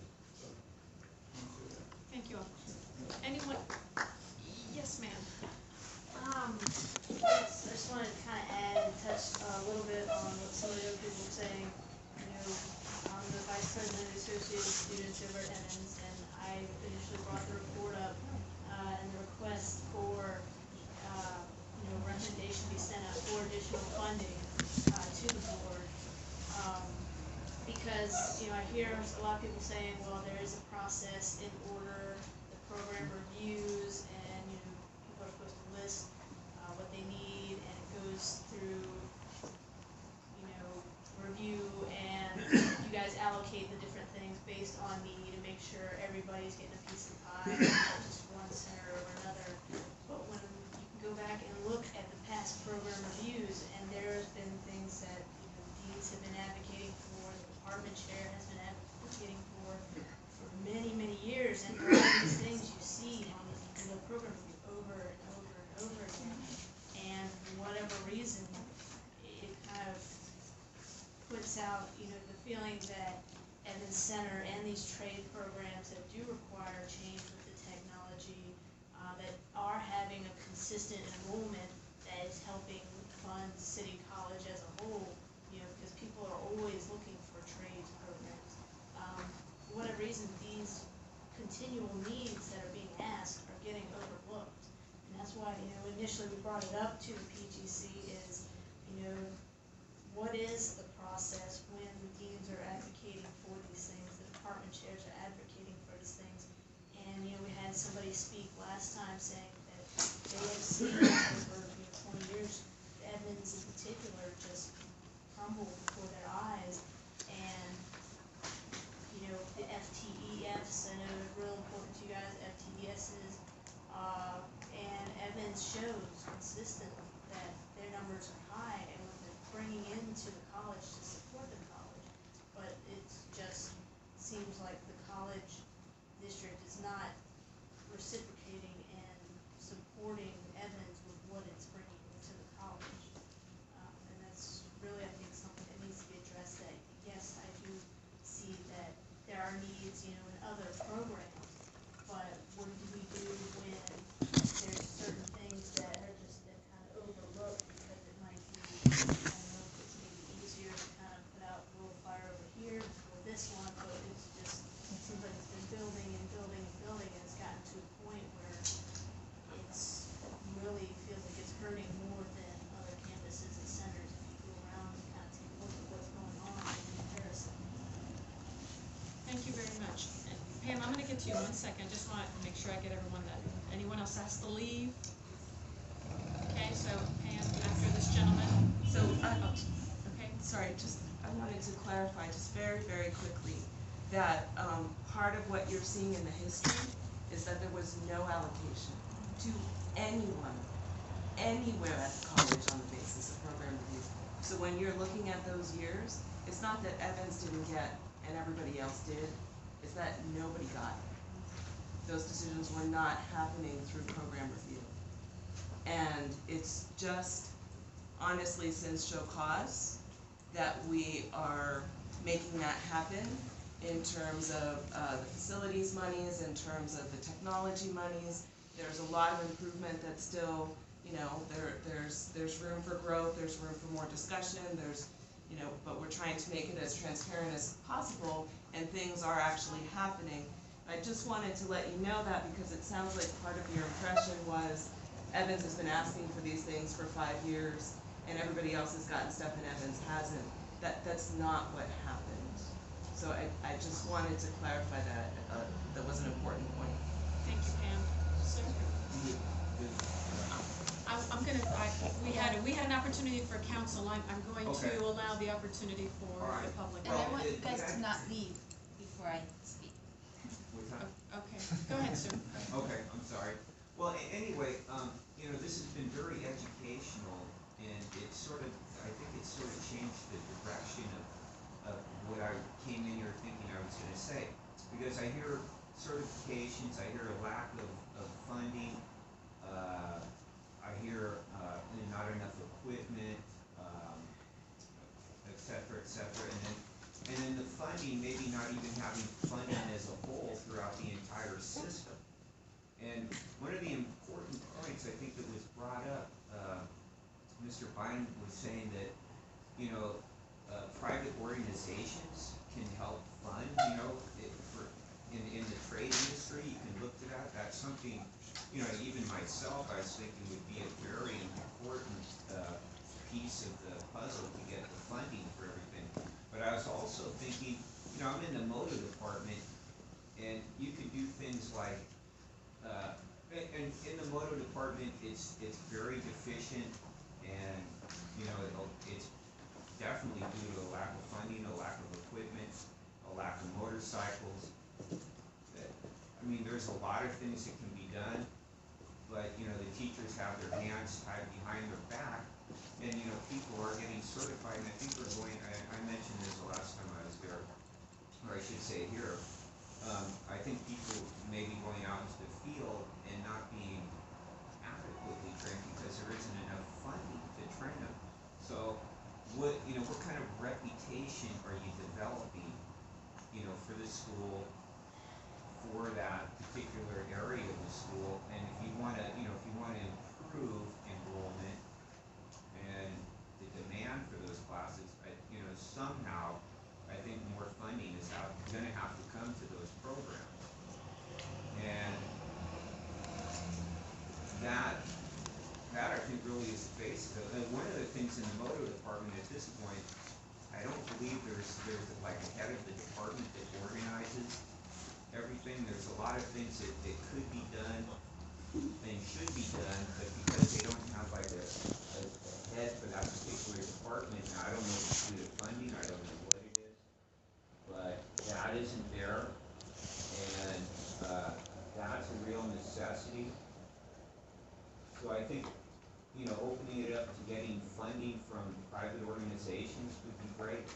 the other thing I was also thinking within the motor department, you can have, rather than getting all this equipment to come in, you could also offer in some areas free service. I don't know if that's possible, that's just, something I dreamed up and thought, well, hey, maybe, we could offer free diagnostic service. And then, people can come in off the street and here we got all the motorcycles and they're all, broken, you can work on them. That'd be great. Or, any other type of service, yes. Okay, thank you so much, Thank sir. Any other comment from the public?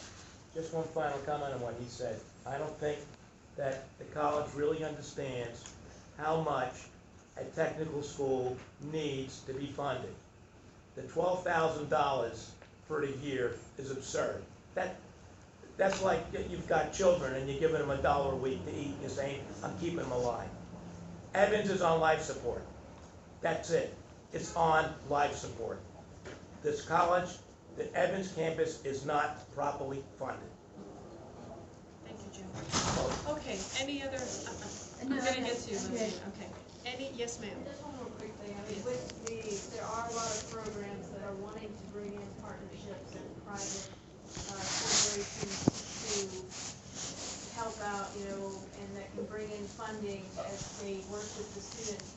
But there are a lot of cases, in some cases, some automotive, some auto body, some motorcycle, where if the corporations, some of them have said, well, if you guys don't have some of these minimum equipment requirements, you're not showing that you're serious about what you're teaching these students. Are you just expecting us to come in and give you all these things? We can give you maybe a little bit, but it kind of seems to some of the feedback from some of the corporations, like we're going to them and asking them to basically build the college for the,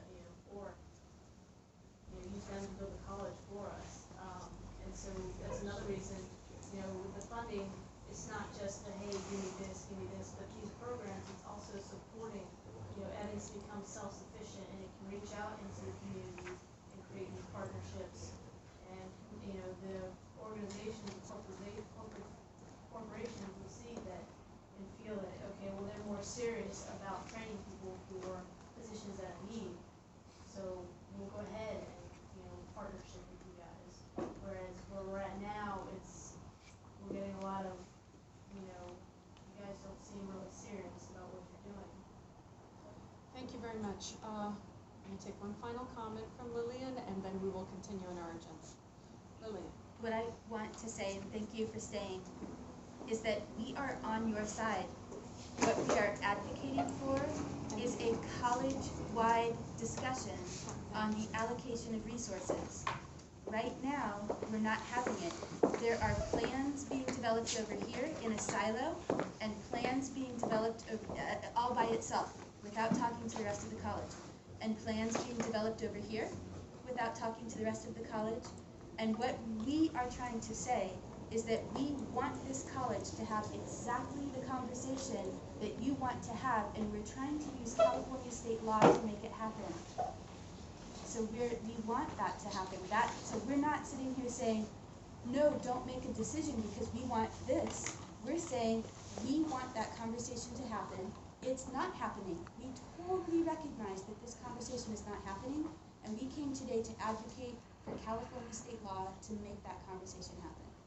So I don't know if that was apparent to you in what we were trying to advocate for. Okay, thank you, Lillian. Thank you, members of the public, council members. With that, I will go ahead and move on to standing committee updates. Go hard, accreditation. Thank you. Supposed to be alphabets? Yes.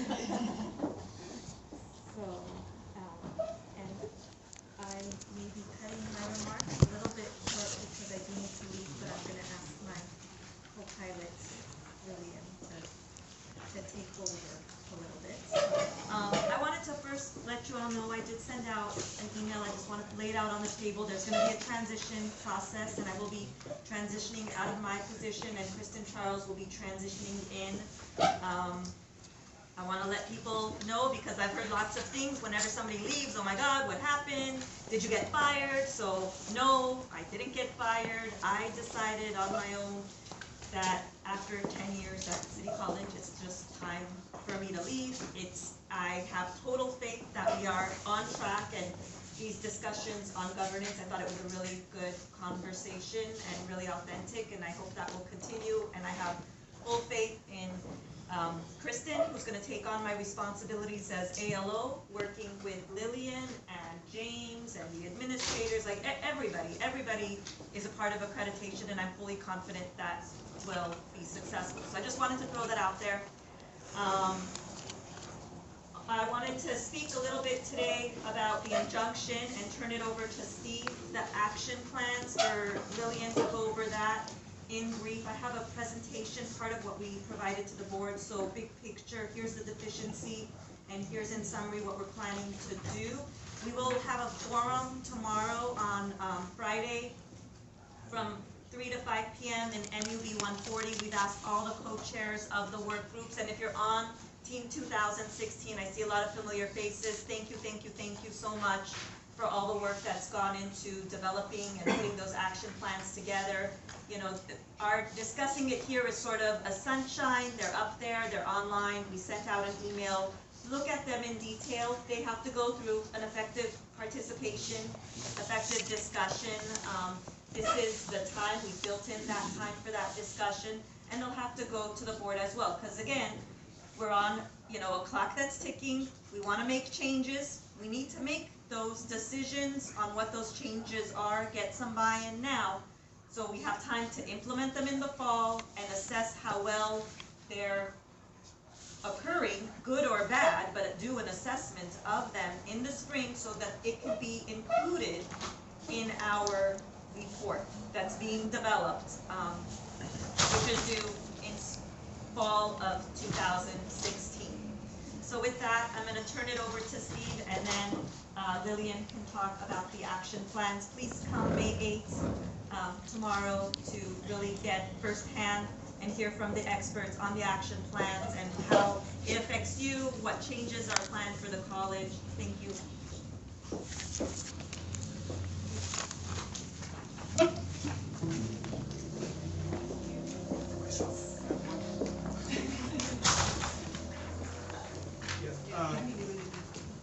I want to talk a little bit about the process we're in right now with the following the injunction. And it may be repetitious to the council and the public, I'm not sure, I'll try to go quickly, but there was litigation over the past year. The city attorney's office brought a lawsuit against the accrediting commission last year, and the court issued a ruling. A lot of what was in the lawsuit was not found to be significant by the court, but the court did require the accrediting commission to do one specific thing, to give the college the opportunity to provide more evidence on one set of standards.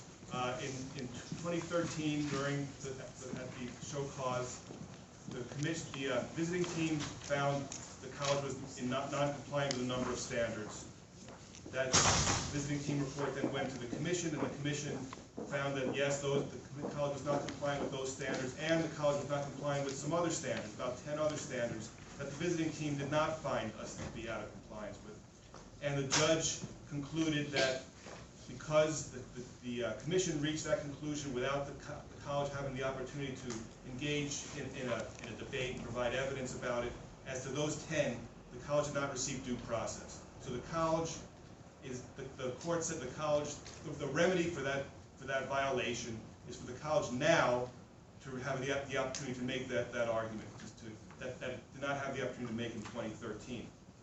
So the court directed the commission to send a report to the college on those 10 areas of noncompliance, and for the commission to state its reasons, its evidence for why the commission believed that the college was non-compliant at that time, thereby giving the college the opportunity to essentially rebut and explain that we were in fact compliant, or if we weren't compliant, we were more compliant than the commission says we were. And so the commission has now submitted its report to us. There's a lot of concern about that report. Almost anyone who reads it finds it to be deficient in some manner or other, not satisfactory, not what the report we're expecting from the commission. So that's not what I want to do now in the time I have available, because ultimately we will be responding to a report or something very much like that report. And what we need to do, what's required of us, is to provide to the commission evidence that we did not submit to the commission in 2013. So we're not going to be talking about what we're doing now. We're not going to be talking about the progress we've made in the past 2 years. We need to transport ourselves back to 2013 and determine what did we not tell the commission in 2013 that we should have. Now, we submitted a lengthy self-study at that time with a whole lot of information. So the commission has all that information. We need to submit additional information beyond what's in the self-study and beyond what was presented to the commission at that time.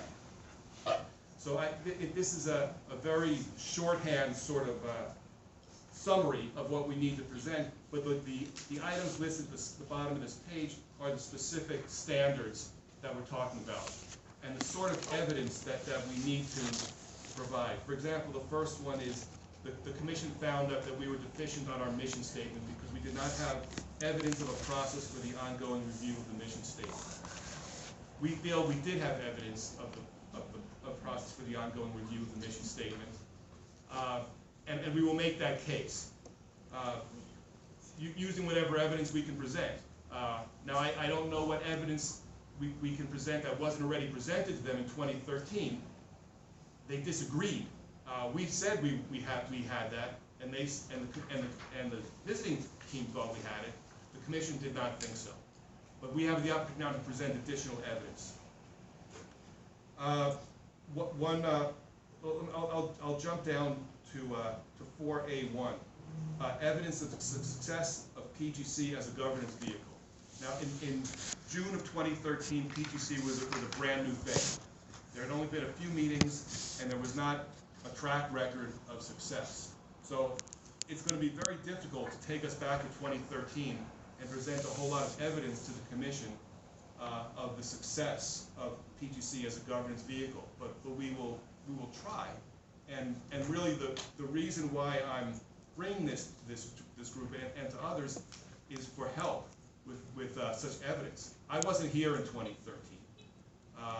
Many of the people in the room, if they were here, they were not intimately involved in this process. But what we need to do is to present additional evidence. I think what we will ultimately be doing is presenting some of the same evidence that we presented before and trying to argue more vehemently that the evidence that we presented previously was good enough. But we don't know what the commission will think of that. The commission will probably say that's not what the court said. We don't need to look at the old evidence. Where's the new evidence? That's my expectation. So we need to present new evidence. Repeatedly in the commission's report to us, they talked about the program review process and that cycle, and the fact that at that time in 2013 it wasn't complete, or if it was complete, it wasn't fully tested, it wasn't fully engaged. Now the show cause was in July 2012. We jumped on it and got a program review process going. But by March, April, when we submitted our materials, how much evidence can be proven of a process that takes years to grow?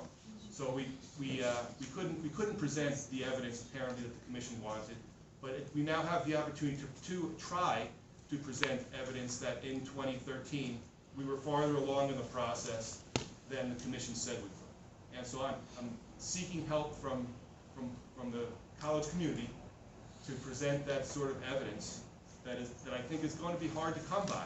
I think that what the court gave us a very hard assignment, and the commission has now presented that assignment in a very narrow way, I think signaling the narrow review and the limited consideration the commission ultimately will give us, but that doesn't mean we don't do our very best to submit all the evidence we can in support of our case. So that's what I wanted to share with you.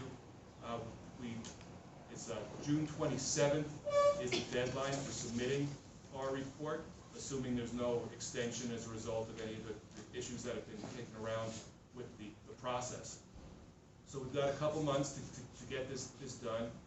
It doesn't seem like a whole lot of time, but on the other hand, it may be ample time if there isn't a whole lot of evidence.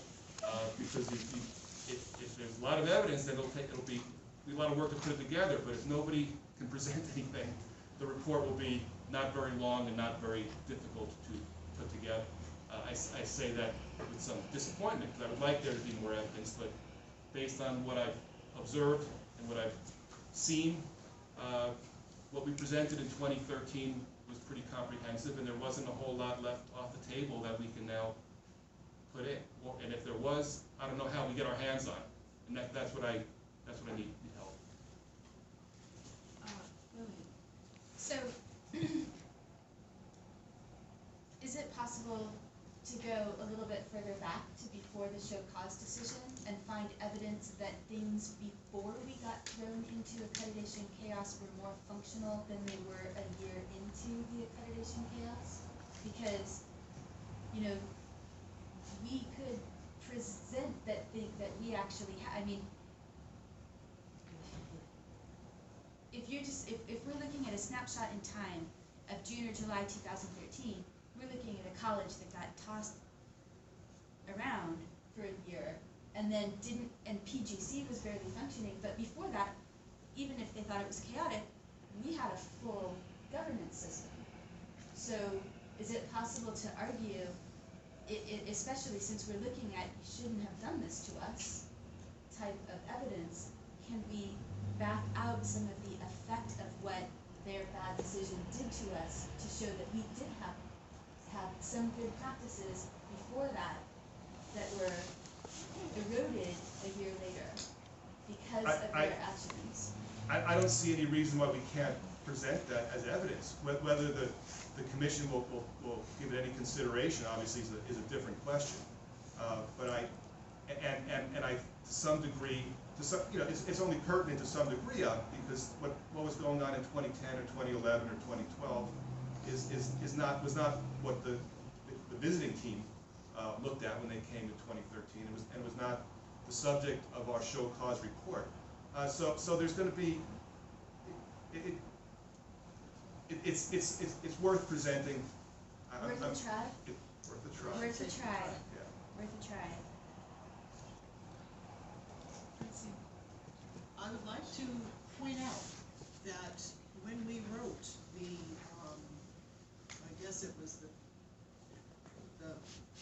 first show cause report. Yeah, in spring of 2013, when it was submitted. I was very much part of that, and the acting administration from out of town, every chance they got, would say, we have to say negative things. I mean, it was really quite depressing, and I have some very strong feelings toward it, because they really screwed our institution. They weren't standing up for us like any chancellor would stand up for us. They were actually trying to wreck us. And it was, when I look back, I'm sorry I didn't raise more stink at that time. But my question is, I see like the SLO compliance, we definitely are strong. Yeah, frankly, that's our best one. There are some things here that I see that, but it certainly, none of the things deserve show cause. And I think you're right, I was on College Advisory Council, Karen was on it, right, where you were, yeah. That was the PGC of its day, and we did not have, we had a separate planning and budget council that was also very active at the time, before it all got thrown in the air. That's how many of us got trained to read budgets. I mean, I didn't know anything about the budget. I learned a lot in that committee about how to understand the big picture budget. But the question I have that did come up in the Senate yesterday, are we writing a letter very soon asking Herrera's office to ask the judge to ask ACCJC to actually provide their evidence, because they didn't provide any evidence. They just went through and said, oh, check, check, check. They didn't provide a thing. It was just Yeah, and- reiterating what they already said. Yeah, and of course, we had a long talk about this So I yesterday. hope that's And- also happening. That's exactly, and I tried to make that point in the beginning, that is a separate issue, and that's not what Because I. that needs to go in so that they have their own, which they should have their Now, but just a thought on, you know, where we were in 2011. Remember that there was a review in 2012, and there was a visiting team, and that visiting team recommended probation. So to think we can point to 2012 as being, you know, a model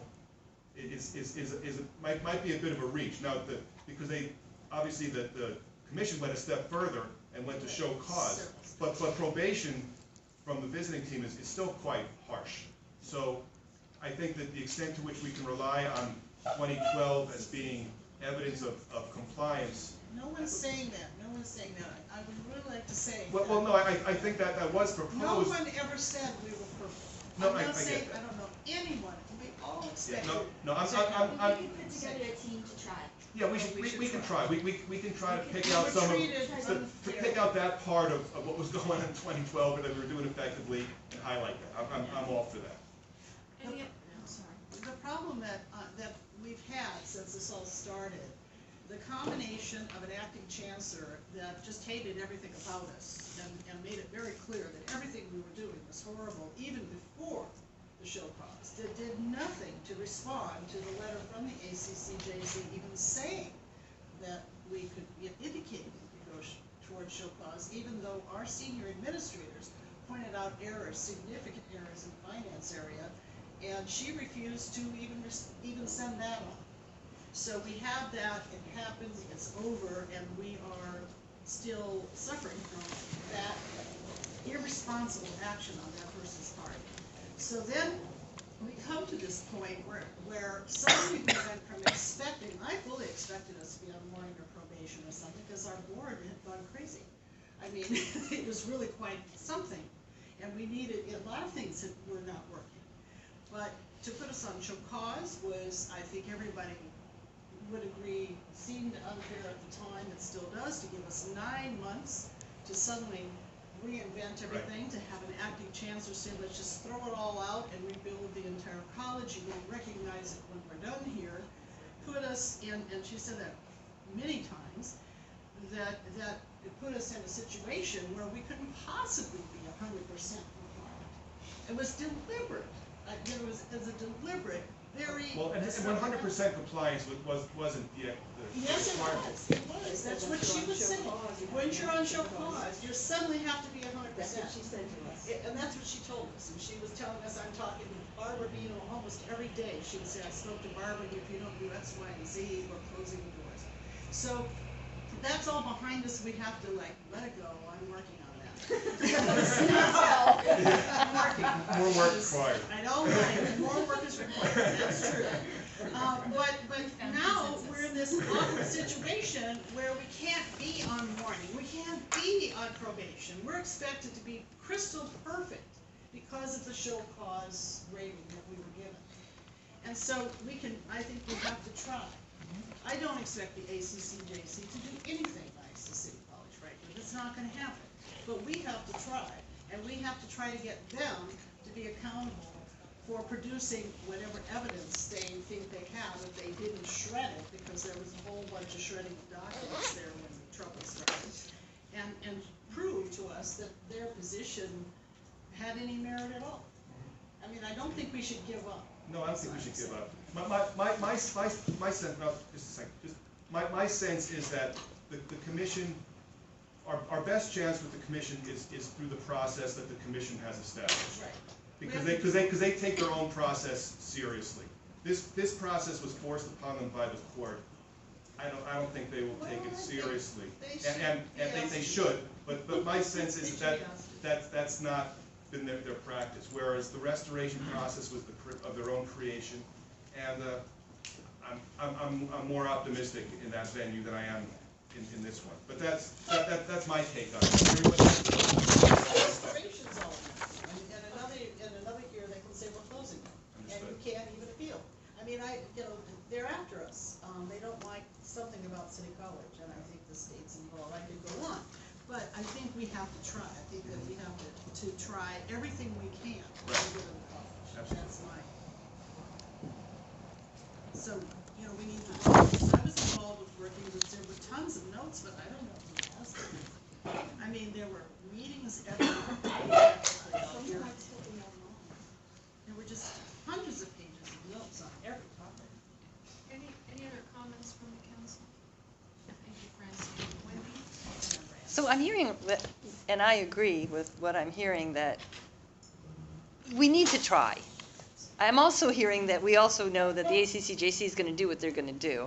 And I just want to also go on record as saying that I don't think that restoration gives us any more of a chance than reconsideration. And that's just my personal opinion, but it's because it's still the same players that are going to be doing the evaluation, which is why it's so important to put a lot of effort into these public documents that are going to be read by everybody up and down the state to show how we actually, you know, didn't deserve to be put on show cause or terminated. There was something Lillian said I was going to respond to. Okay, can we hear about what is happening with the side of going with the city attorney to the judge? Yeah, that's been a very challenging process. Yeah. You know, I had a long talk with the Senate about this yesterday, and the Senate felt very strong that we needed to make a strong case to the city attorney, to write a letter to the city attorney. Because what I explained was that there have been conversations involving me, the deputy city attorney, not Mr. Herrera, and AFT Besmek has been involved in those, and there's been efforts for us to have a meeting and to figure out what's going to happen. And the meeting hasn't happened. In response to what I heard yesterday, I wrote a letter, and it's in the chancellor's hands now. But in the meantime, I spoke with Besmek today, and he's got his own letter that he wants to send to me tomorrow. And I'm interested in what his letter is, because we want to be working together. Right. And so, you know, we're not going to send anything to the city attorney until we have the coordination in place. So that's kind of where we're at. The chancellor has stated to me, and I think publicly, that he supports the faculty with respect to the document that we received from the accrediting commission, and but where that's leading, you know, is still uncertain. Any other comments from the public? Council? Thank you, Steve. Moving on, diversity, no. Did you want me to do the first slide on accreditation? Or next time. It's up on the Well, next time. I'm hearing next time. Does that sound good? Can I look at the slides real quick? Okay, while you're looking at the slides, I'm gonna keep going. Enrollment management, no. Planning, and Pam's saying no. I already gave mine. Oh, you already gave yours, okay, very good. Is there, while Lillian's doing that, I'm just moving around, is there any other public comment? Okay, no public comment. We've just moved everywhere, all over this agenda. But we got some motion stuff done. Yeah. Okay, were we good for next time? The only thing I would say about this is there's a forum tomorrow from 3 to 5 in this room that is going to go over this in more detail. So I'm loving this, right? I think this is a great summary, but it is a summary that we can catch later. There's a forum tomorrow, and the plans are being taken to the board this month. So you do want to look at them, and they're online. At your self-evaluation, you can check that out. There we go. Okay, so, with no further business, meeting adjourned.